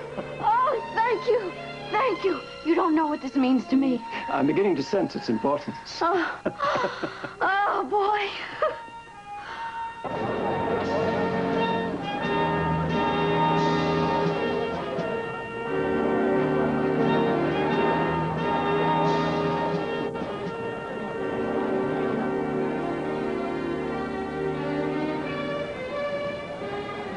Jess? Teach, we wondered where you were. Where's Maureen? In her dressing room. She tried and tried to call you. Oh, it doesn't look as if Nelson's going to be here for the match. His flight's been delayed. I go to Surrey overnight to visit friends, and you pull a sneaky play like this. I tried to going behind my back, making us both look like clowns. I went to another doctor. I'll bet you did. Dr. Buxton. He's a top orthopedic surgeon. He says there's no torn muscle. He says it's perfectly safe for me to play. You went out and found yourself a doctor who'd say what you wanted to hear. He's given you your license to go out there and destroy yourself. I've already had 2 treatments. It's much better. Get out of these clothes. You're not playing. I have to. You are not playing. Yes, I am. So overnight, you know what's best. This time I do. It's my shoulder. It's my future. It's my life, and you're not God, Teach. Oh, you know a lot, much more than I'll ever know. But you don't know everything. You make mistakes, just like everybody else. Why can't you for once admit that you're wrong? Sure. I've been wrong about you from the very start. I was wrong to think you have what it takes to go the limit. It was a big mistake to flush 6 years of my life down the toilet, telling myself I could turn a selfish, empty-headed little baby into a champion. I even made the mistake of believing your sugar-coated, two-faced lies, telling me how much you trusted me, how grateful you are. I wasn't lying. I did trust you, and I am grateful. You don't begin to appreciate what I've done for you. Let's talk about what I've done for you. It's been a long time between champions. You haven't trained a winner since Alice, Bobby Riggs. And when you looked at me, isn't that what you saw? A chance to come back as the world's greatest tennis coach. You're not worried about my shoulder. You're protecting yourself, your investment. My feelings don't matter. You never allowed any. So behind the all-American smile and the pious sweet talk, there's a little tramp with a tongue like a hacksaw. Teach, I do need you, and maybe you need me. All I'm asking is for us to share the responsibility for what I do. Just share. If you go out there and play, you'll destroy yourself. I don't want to be here to see it. And don't come crying to me afterwards. We're through.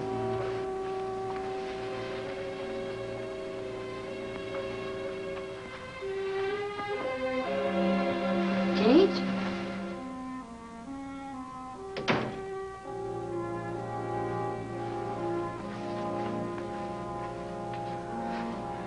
I'm on my own, Ma.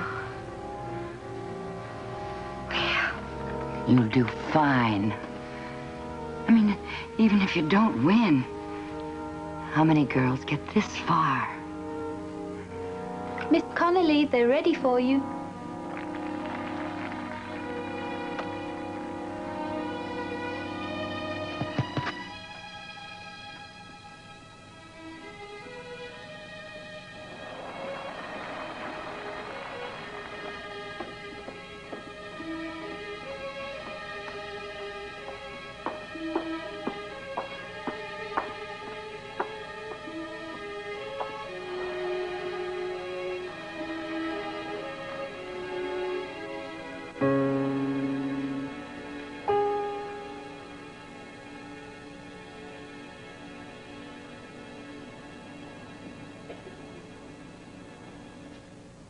Ladies and gentlemen, the All England Lawn Tennis Club welcomes you to the Wimbledon Ladies Singles Championship matches.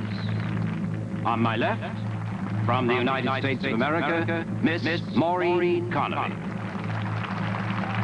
On my right, from Great Britain, Miss Susan Partridge.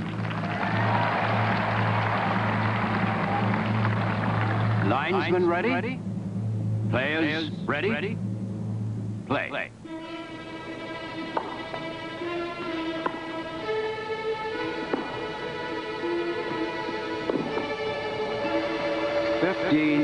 Love.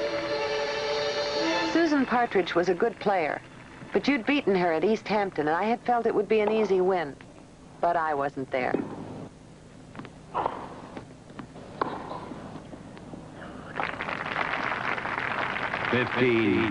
All.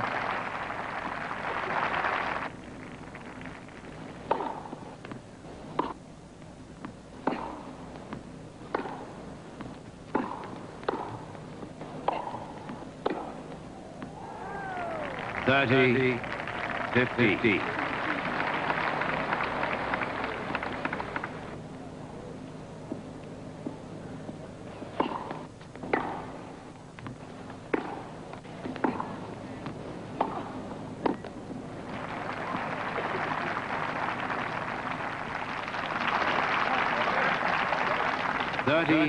All.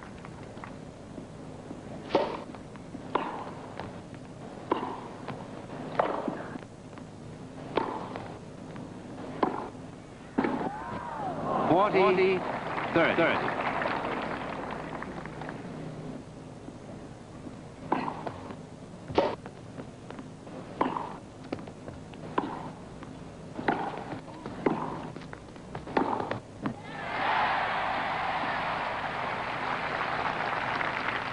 Gay to Miss Connolly.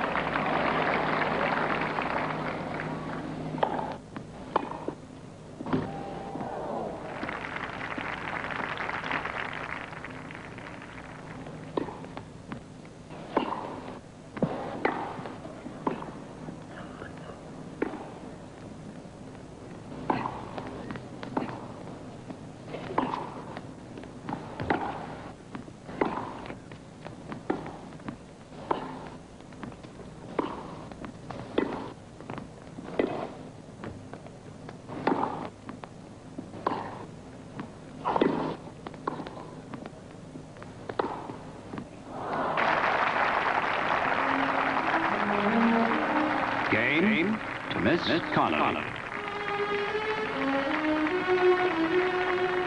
Thanks only to numerous double faults and errors off the ground by Partridge, you took the first set, 6-3.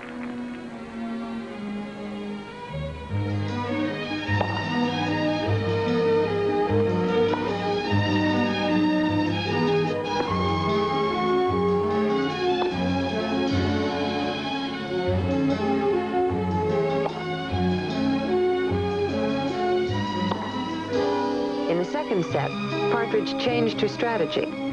She softballed you from the start, forcing you to return one high lob after another, which aggravated the pain in that shoulder.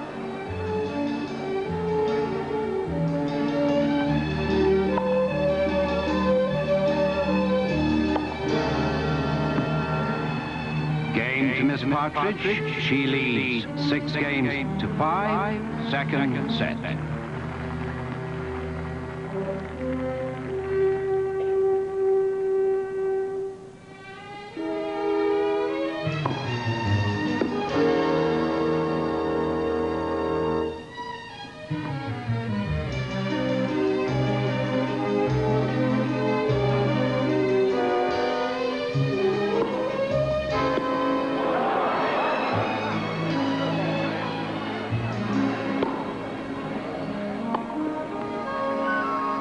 Partridge rallied to win the second set 7-5, tying the match.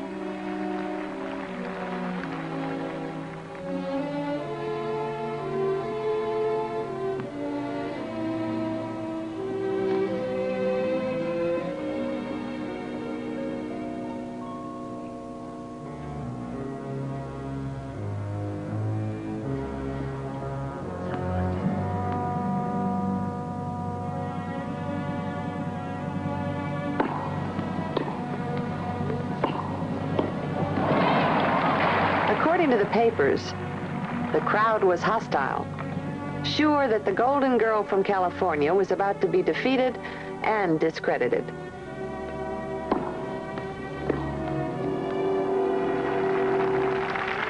The set was 5-4 in Partridge's favor.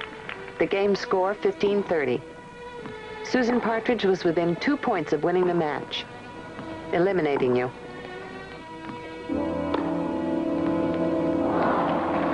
30-all.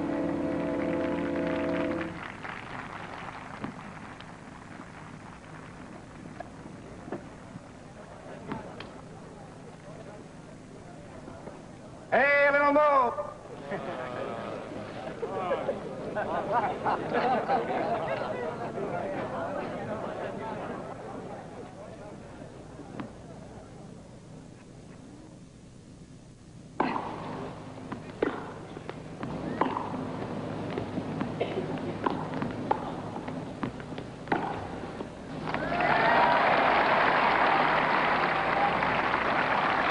40-30.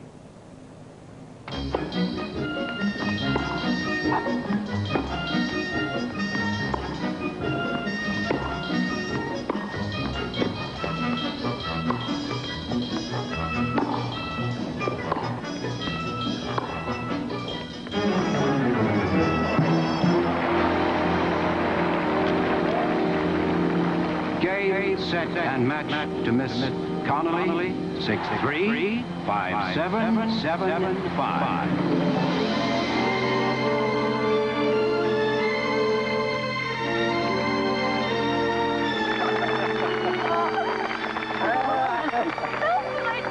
Of course you did it. I didn't fly over here to see you lose, and this is just the beginning. No one can stop me now.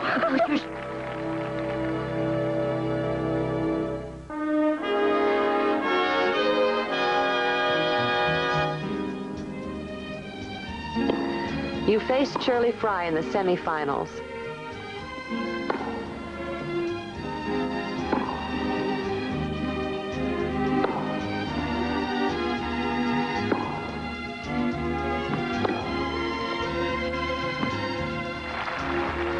You won in 2 sets, 6-4, 6-3.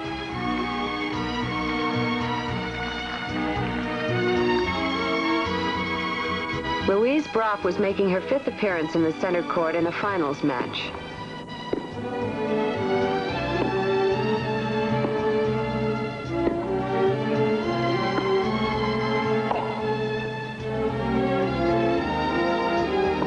But experience didn't save her.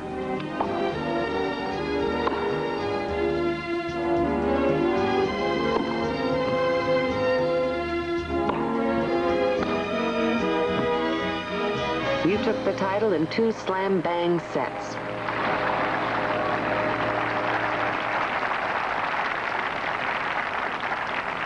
Game, set, and match to Miss Maureen Connolly of the United States of America, the new Wimbledon Ladies Singles Champion.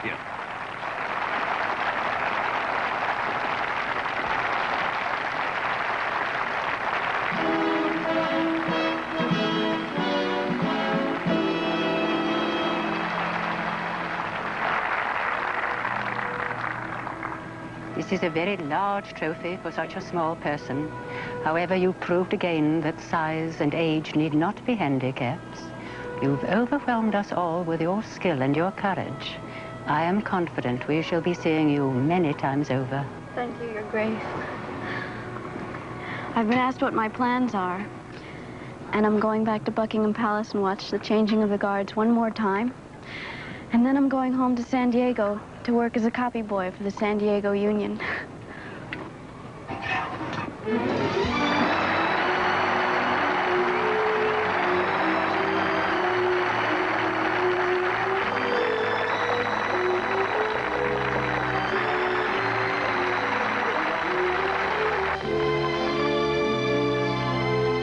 Maureen has done so much for San Diego, and we wanted to do something for her.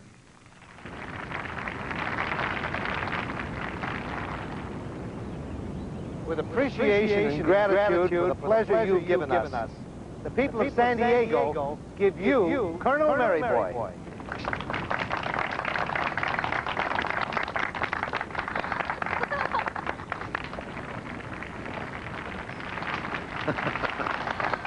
Thank you.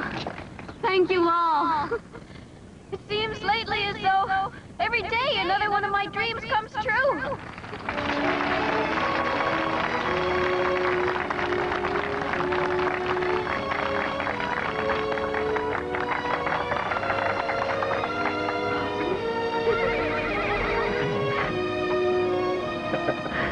Thank you.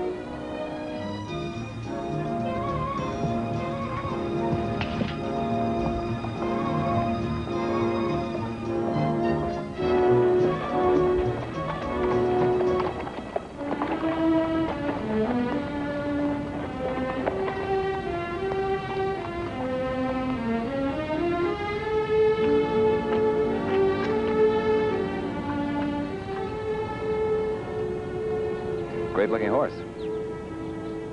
Yeah. Mm-hmm. Or is it the horse that you're interested in? What's his name? Fleet Arab. Nelson. His name is Norman Brinker. He's an enlisted man in the Navy, and he's the youngest member of the United States equestrian team. But why don't you find out those things for yourself? Norman! Norman? Hey, Mr. Fisher. I'd like you to meet a friend of mine and a fellow reporter. Maureen Connolly, this is Norman Brinker. Hi. When does little Mo find time to be a reporter? Oh, I'm really just a copy boy and a gopher. She adds a little style to the newsroom. Maureen would like to have a chance to find out more about you for the newspaper column. Sure. What do you want to know? The basic facts, Mo. Right.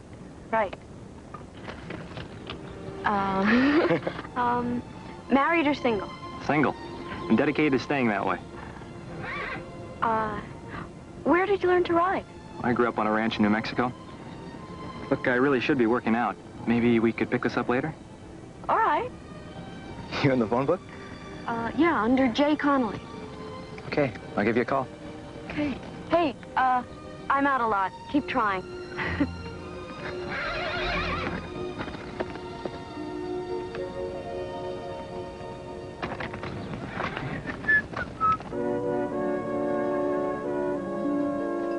You sure you don't want some, dear? Is this all? All. That phone rings for you morning, noon, and night. Thanks. Nothing from Norman Brinker? Who's Norman Brinker? He's the sailor I met. Oh, Maureen. He's not an ordinary sailor. There are no ordinary sailors. You should see him on horseback.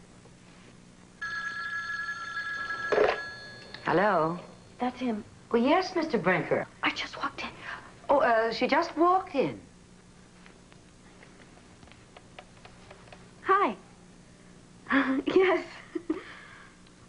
Well, there are one or two more questions I could ask you. Fine. Is it true that sailors have a girl in every port? I don't know. I haven't been in that many ports yet. Do tennis stars have a boyfriend at every tournament? Well, some do. I think you and I are about the same place. We can enjoy being friends without getting too serious. Exactly. Well, getting back to my article, what other interests do you have besides horses? I was on the tennis team at school. Tennis? Well, how about a few friendly games?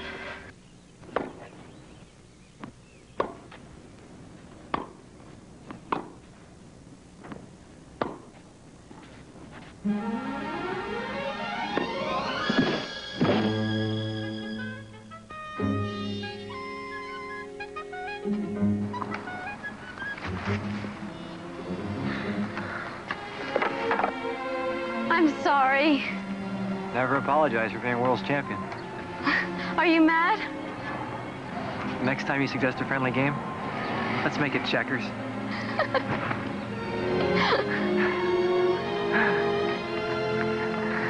I've always wanted to go to Australia. Well, have the Navy send you down. All right. I'll take it up with the Admiral first thing in the morning. How long you think you'll be there? 2 months at least. And I'm the world's worst letter writer. Now, there I can give you real competition. Well, I certainly wouldn't want you to think that you had to write to me. Yeah, I know how busy you'll be. Yeah. Well, you'll probably be off to some other port before I get back. Probably. Maybe if you're not, maybe we could pick up where we left off. Mousy, how do you really feel about me? Feel about you? Well, I love you. Oh, I'm sorry. Oh, I'm not.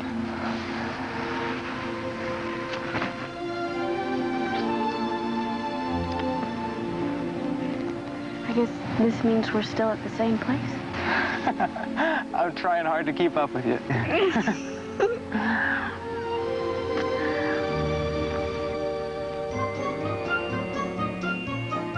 You went to Europe that summer of 1953 to try for the Grand Slam, to win the Australian, French, English, and American championships in a single year. Don Budge was the only man ever to hold all 4 titles at the same time.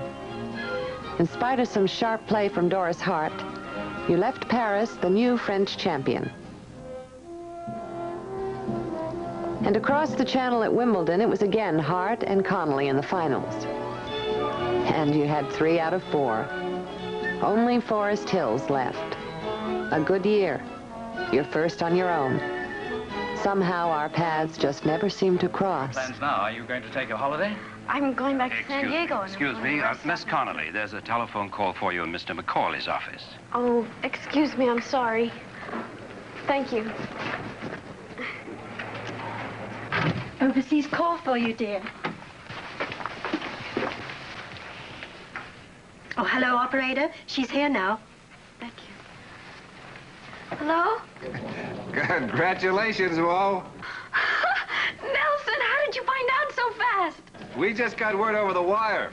You're on your way for the Grand Slam, kiddo. And we're proud of you. How's Sophie? She's just fine. Listen, hold on now. Someone here wants to talk to you. Hold on. Mousy, congratulations. Norman! Norman, oh, this makes it almost perfect. Oh, if only you were here. Maybe next year. Let's plan on it. Maureen, I've been waiting to tell you this until after the match today. I'm being shipped out. When? Tomorrow. You won't be there when I get home? I'll be at sea 5 months. Oh. We're never gonna have any time together. Oh, sure we will. Years and years. Look, this is costing Nelson a bundle. I'll keep writing. I love you, Bright Eyes. I love you. Norman.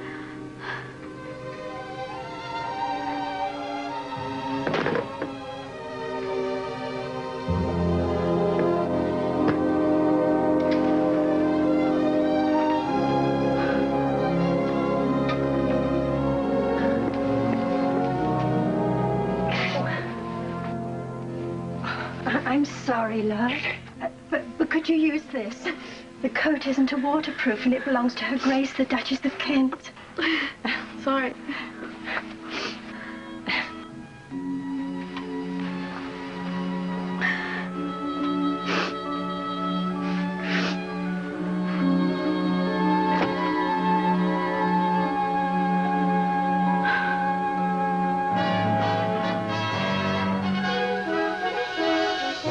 You did it all. You won the Grand Slam.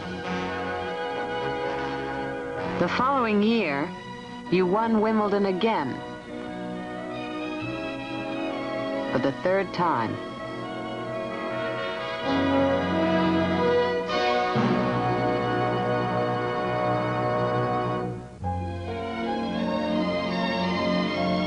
All right, Jerry. I'll tell her. Bye-bye now. Maureen, that was Jerry Timmons again. He is persistent. And a very nice young man. No argument. You know, it wouldn't hurt you to go out with Jerry. Or some of the others. I don't have time. You're still sweet on Norman. Mom, I just don't think it's a good idea for me to be involved with anyone right now.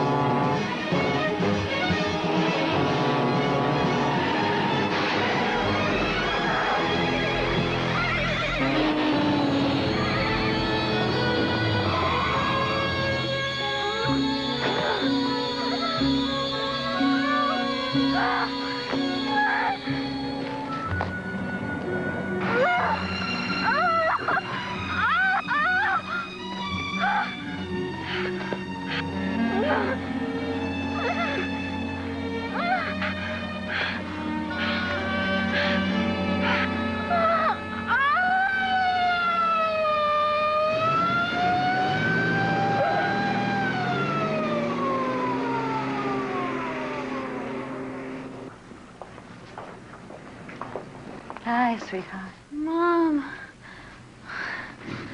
Sorry to change our lunch plan, Sophie, but they tell me the food's not bad here. Dr. Dorman, Dr. Dorman, you are wanted. What's happening?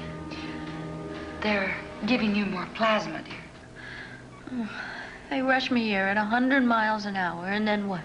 I wait and wait and wait. You know, I'm not good at waiting, Ma.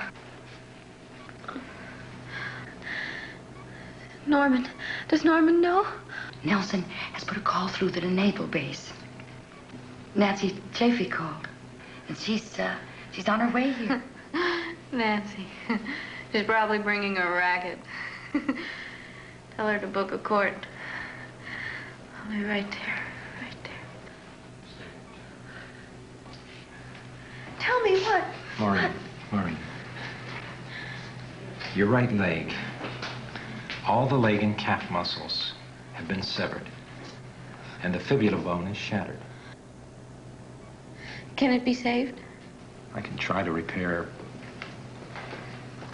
Ordinarily, in such cases, Save my leg, please. it'll be long and painful, with no guarantees. I understand. Mo, this may be the toughest game you ever faced. I've been told I do best when I'm the underdog.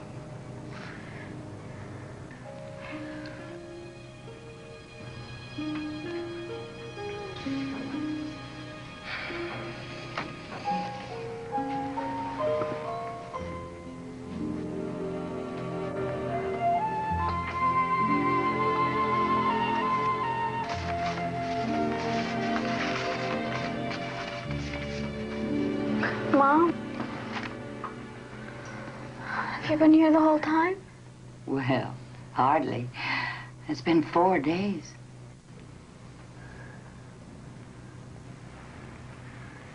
My leg.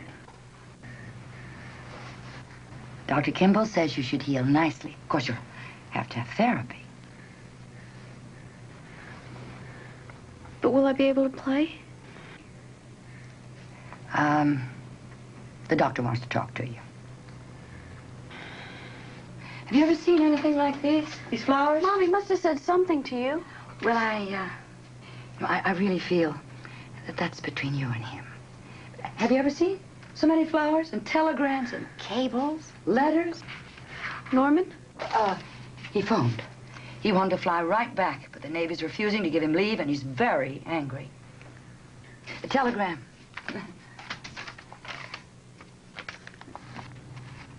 I told you, never trust a horse, Teach.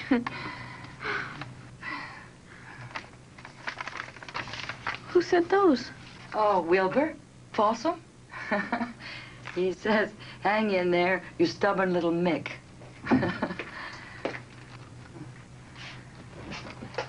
Well, welcome back to the world. You saved my life. And we've never been introduced. I'm Dr. Kimball. Bruce Kimball.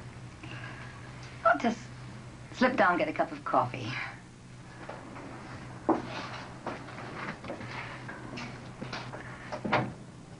Mom hates to face bad news. How about you, Mo? I guess I take after my father.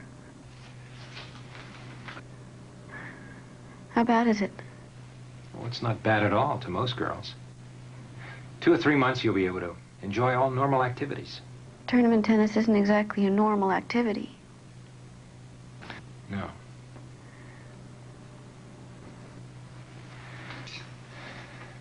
Mo, your tournament days are over. The leg will never hold up to that kind of punishment. Accept it.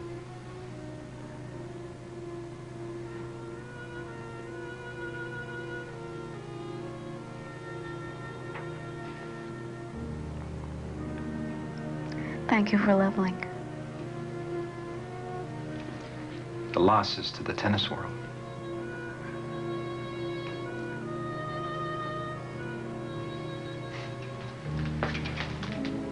We do have plenty of other careers to choose from.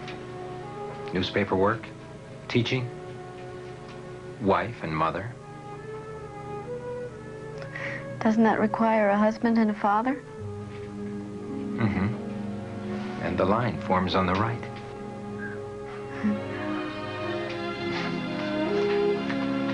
See you tomorrow.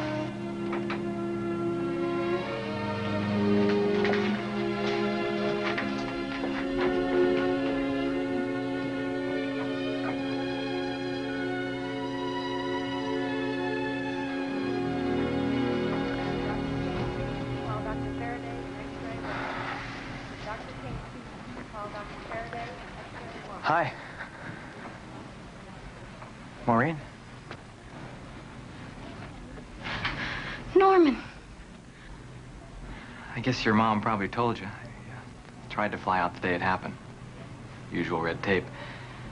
They finally got tired of me calling the Pentagon. I want you to know that the Secretary of the Navy himself personally authorized my leave. He's a big fan of yours. This is my room.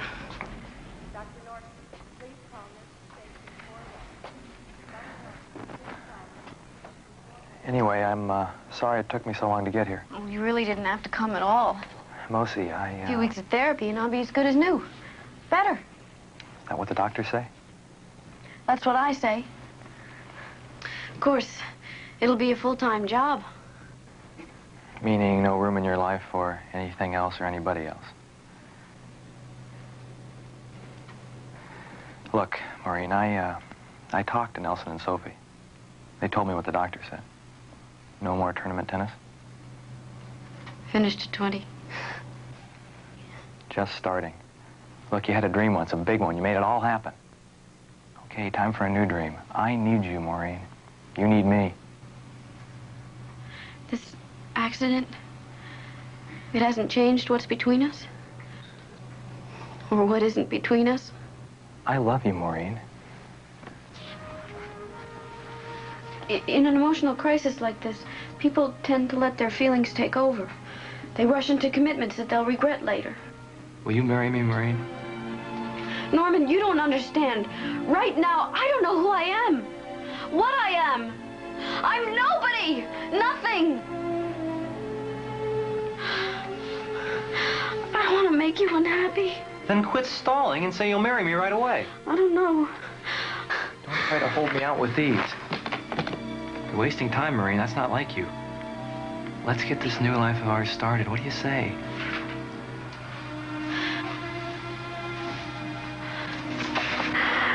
Oh, Norman, I do love you. And I do need you. And I will marry you. And I will marry you. But right now, please, just hold me tight.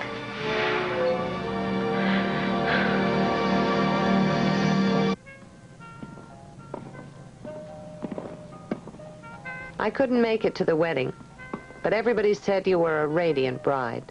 Then the years got away from me. You had 2 daughters. Norman was very successful, but the sports page crowd still remembers you as Little Mo. 16 years after our famous split, I'm still fielding questions about you. Teach, you saw Langland and Moody play. You coached Alice Marble. Do you think Little Mo was the greatest? At her peak, I think Maureen could have beaten anybody. Have you ever told her that? She reads the paper. She knows how I feel. I've got a lesson. Thanks, Teach. Eleanor. Are you sure you won't change your mind? I see no reason to. Maybe there is. She's dying. Cancer. They're planning a picnic at Balboa Park on Sunday. Sorry. Give my best to Sophie.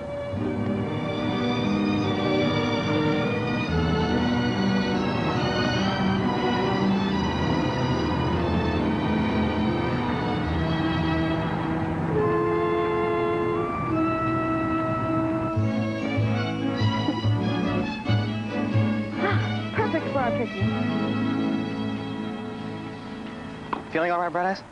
Yeah, fine. You stay here. Sounds like an order. It is. And don't cross me. I'll go to Fong's, pick up our food. Don't forget, I want lots and lots of shrimp. Yes, Medea.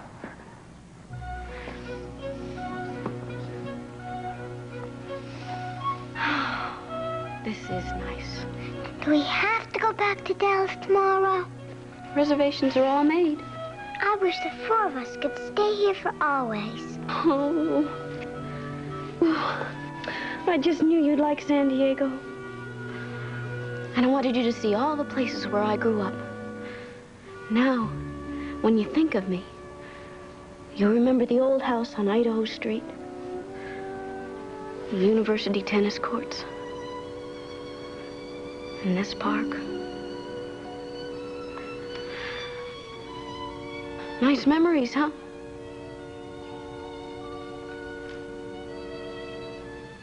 Hey, none of that. The 3 of us have an agreement, remember? I keep thinking of things I want to share with you. Books. Oh, there's so many books I want you to read. When I get home, we'll go on a shopping spree and buy some of them for you, Heidi, and Little Women, and Alice in Wonderland, Hans Brinker, and Tom Sawyer. Oh, I couldn't bear to think of you missing Tom Sawyer. And then there'll be more grown-up books, too. I want you both to have a copy of Amy Vanderbilt's Etiquette. It'll answer a lot of questions that'll come up. Of course, I hope one day you'll have someone else at home to answer your questions for you. I don't want anybody else to take your place. Nobody could. No, she wouldn't be taking my place. I'm your mother. She'd be your stepmother. But Daddy's wife. I want you always to remember that. If Daddy does marry again, it'll be because he's found someone he loves very much. Someone who loves him. And remembering that, I know I can count on both of you to be kind and helpful. For his sake. And for mine.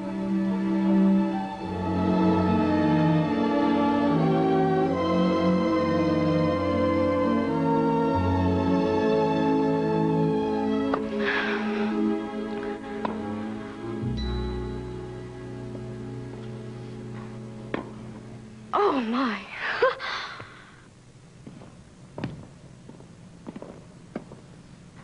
Oh, that is pitiful.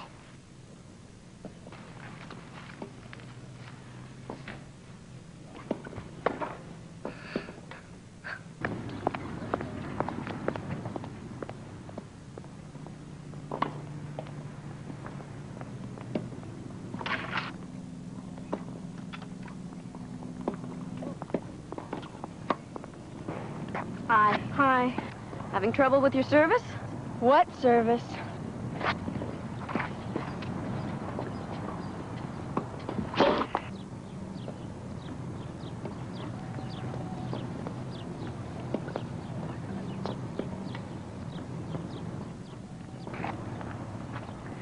Serving is like throwing a ball.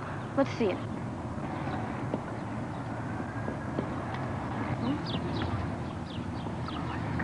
Your shoulder coordination is bad. Everything's bad.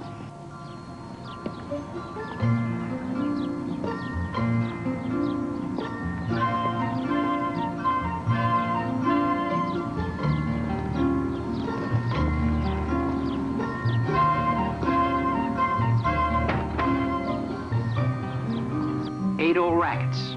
That's a new one on me. Why would anybody want 8 old rackets? I'm playing an octopus.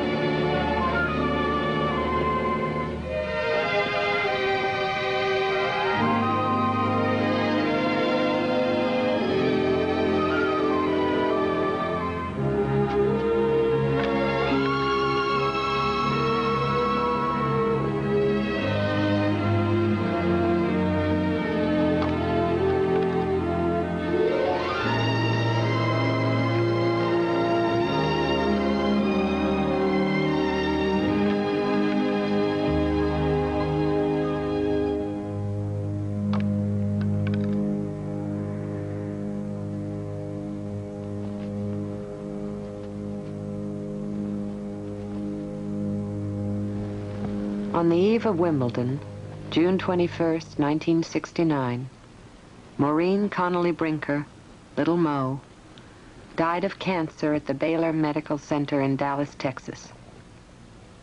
She was 34 years old.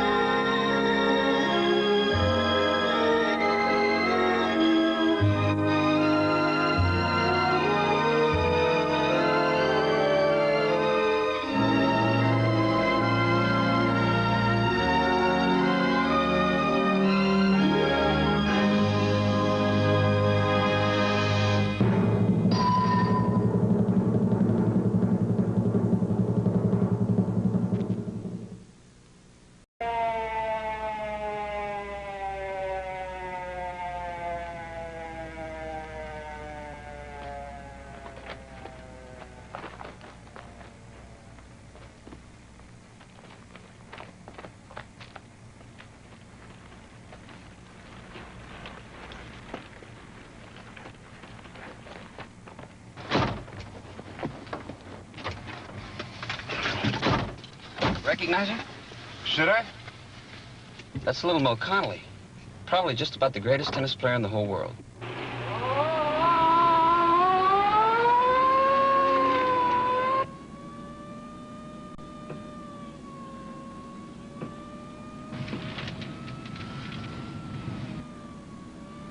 Hi.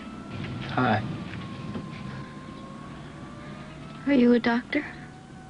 An intern.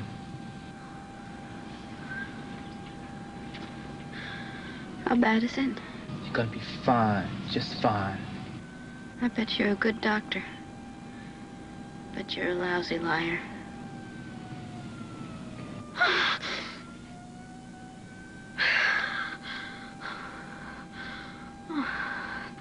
Mom, listen to it. It sounds so pretty.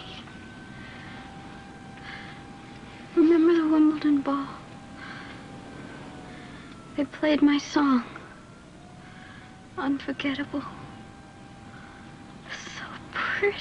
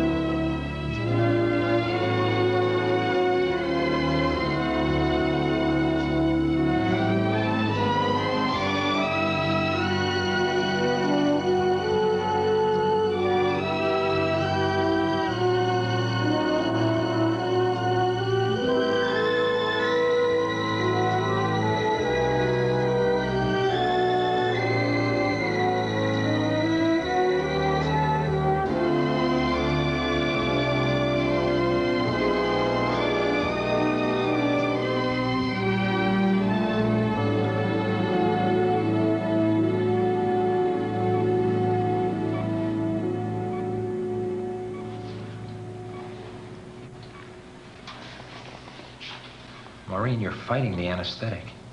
Now try to relax. Just let go. Think of something pleasant. One of the happiest times of your life. I know there have been many.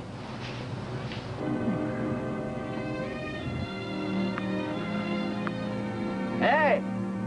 I thought I said afternoon. Oh, I'll be ready whenever. Where'd you get that ball? I got it out of the trash. Give me a chance to get some coffee.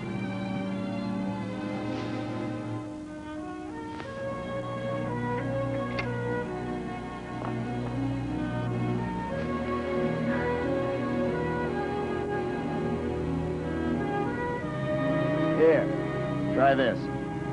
Thanks.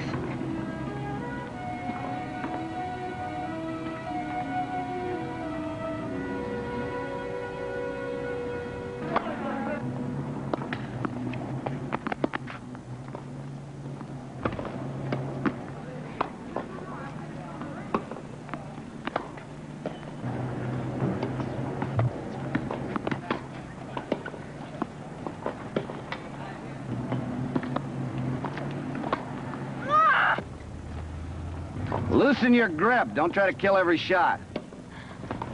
Can I try a game? You act like you can't count on tomorrow. You've done enough for today. Give yourself a rest. I'm not tired. Then give me a rest. Mr. Folsom, am I getting better? You could develop into a good little player, Maureen, if you don't burn yourself out.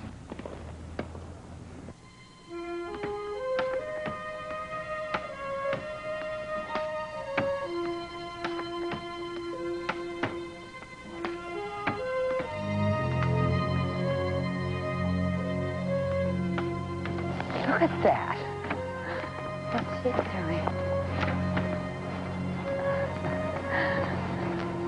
Maureen! What are you doing out here in the dark? I'm practicing. Practicing what? To be an owl? What's that supposed to be? A tennis racket? Sort of. I made it. Let's say hello to Mr. Burst. Hello? Hi. Big girl like you ought to be inside helping her mother instead of out here playing games in the dark. Gus is taking me to a movie. Honey, you better stay inside with the doors locked till Aunt Gert gets back.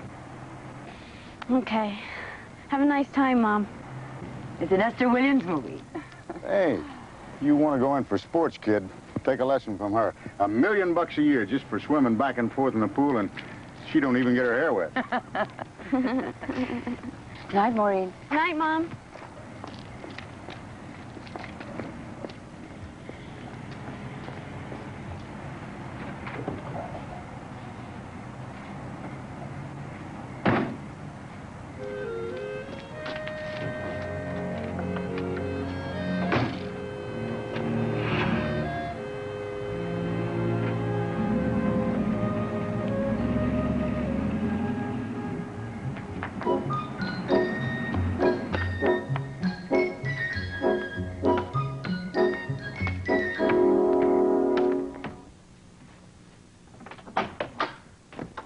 Good night, Gus. Night, Jess.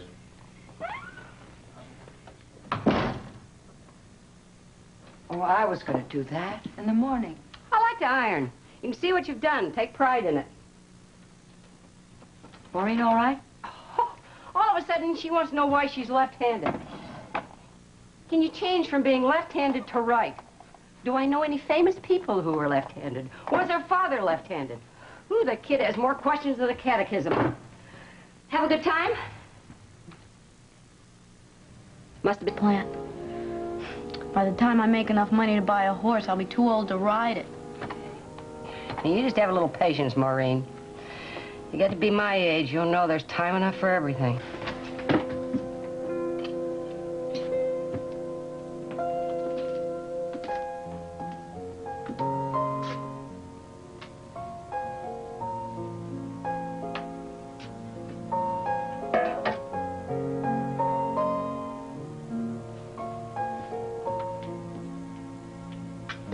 I'll do the dishes, Mom. Oh, all right. Oh, don't forget your ring. Save the potatoes. I'll use them in a stew tomorrow. Okay. You have such pretty hands. Oh, I hate them. Weak little baby things. They kept me from what I was born to do. Hey, Mom, I just wish I could play piano half as good as you do. You imagine a grown woman with hands that can barely span an octave. I was going to be the best. The very best.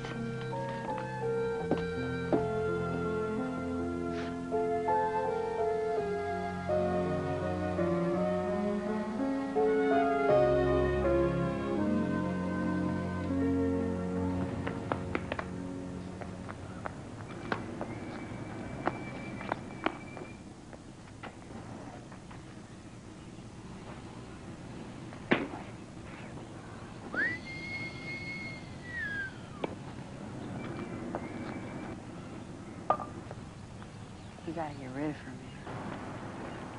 man. Hey, come on. We're just getting warmed up. Why don't you go find something else to do? Because we're playing ball. My dad says we shouldn't let you in the game. Suppose you got hurt. When I didn't play so good, you never worried about me getting hurt. Okay. Okay. I will find something else.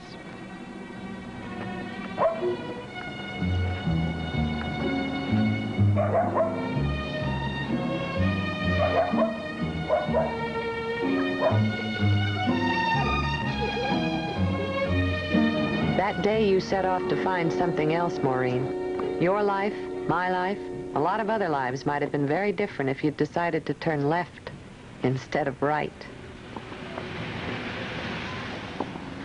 Watch the ball, Jenny.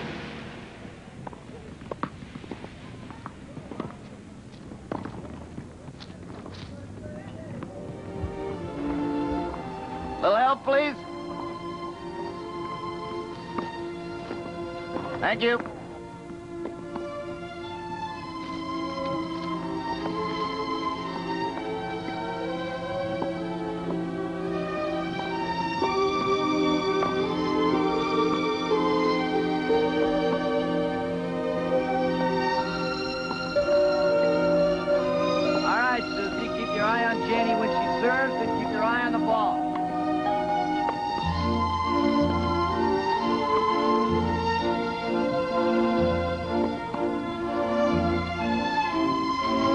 Jane. Toss the ball a little higher when you're serving. Once more, Jane. That's good. Now take the net. Better. Come on, Susie, move. Susie, you're falling asleep out there. You want to make yourself useful?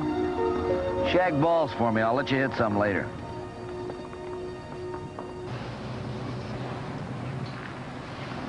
Let go.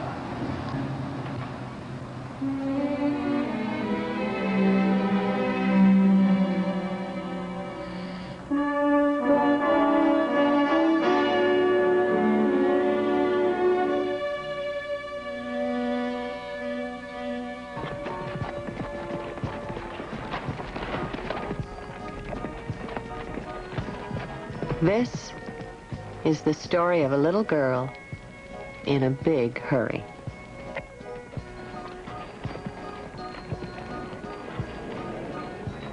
Hey, take it easy. Stop.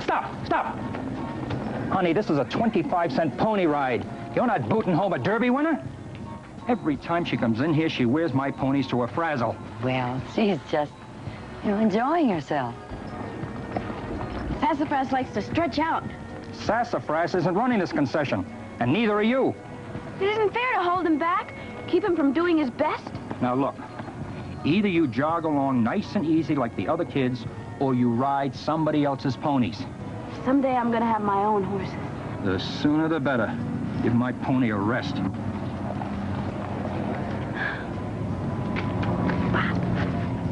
Come on.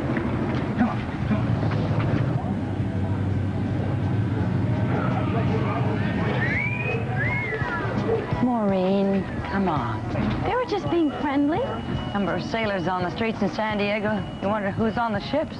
I think someday I might marry a sailor. I made that mistake once. You're not going to. Oh, well. You're a lot of years away from getting married.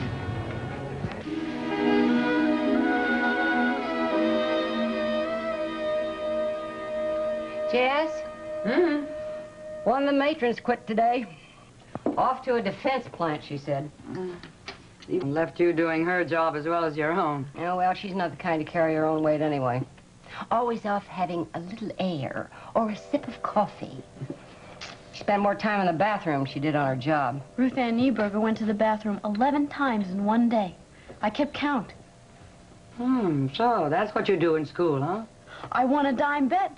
10 cents closer to buying sassafras. You know, I was just thinking, Jess, if I was to recommend you for that court matron's job, they'd hire you tomorrow. Me? Oh, Aunt Gert. Well, the money's not bad. A little less than I make, but then I've been at it for 16 years. I don't think I could ever do it. Wouldn't hurt to give it a try. What's it amount to, anyway? Just keeping a few mixed-up girls in line. Terrifies me just thinking about it. I'd be hopeless. If I can do it, you can. Oh, no. No. Wherever you are and whatever you're doing, you're in charge. You see, I don't have your kind of strength. People seem to sense that in me, even children. Yeah, you can make people think what you want them to think. 16 years ago, I was scared, too. I wish I were doing more to help pay the bills, Gert. You know, it's not right, you carrying as much of the burden as you do. No burden.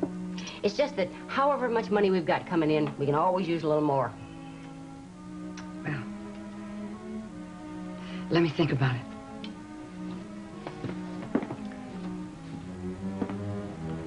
Wish I could be a matron or work in a defense. Try it again, Janie.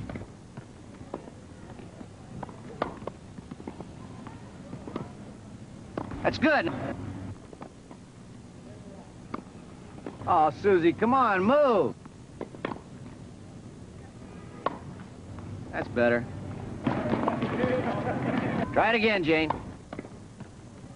Come on. You're going to sleep out there. Okay, girls, that's it for today.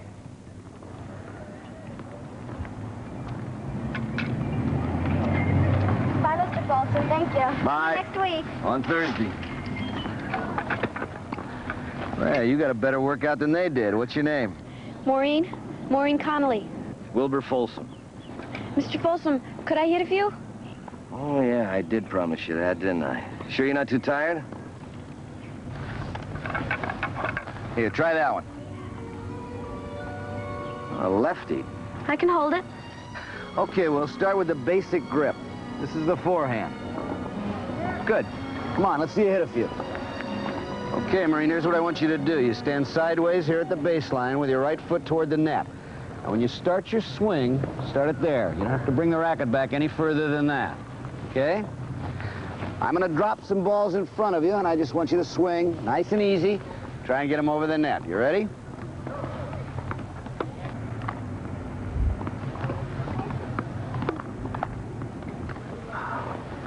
Take it easy.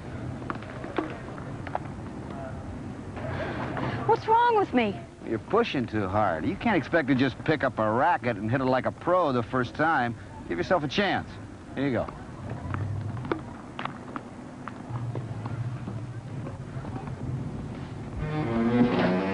Mr. Folsom! I'm okay. Sometimes if I move too fast, the hinge locks.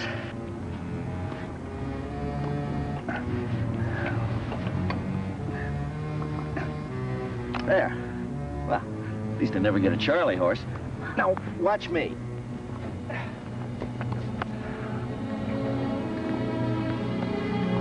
Here. You have to loosen up. It's nice and smooth. It's like netting a butterfly. You try it.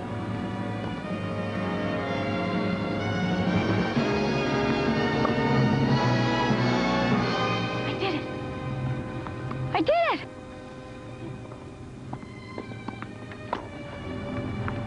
I did it.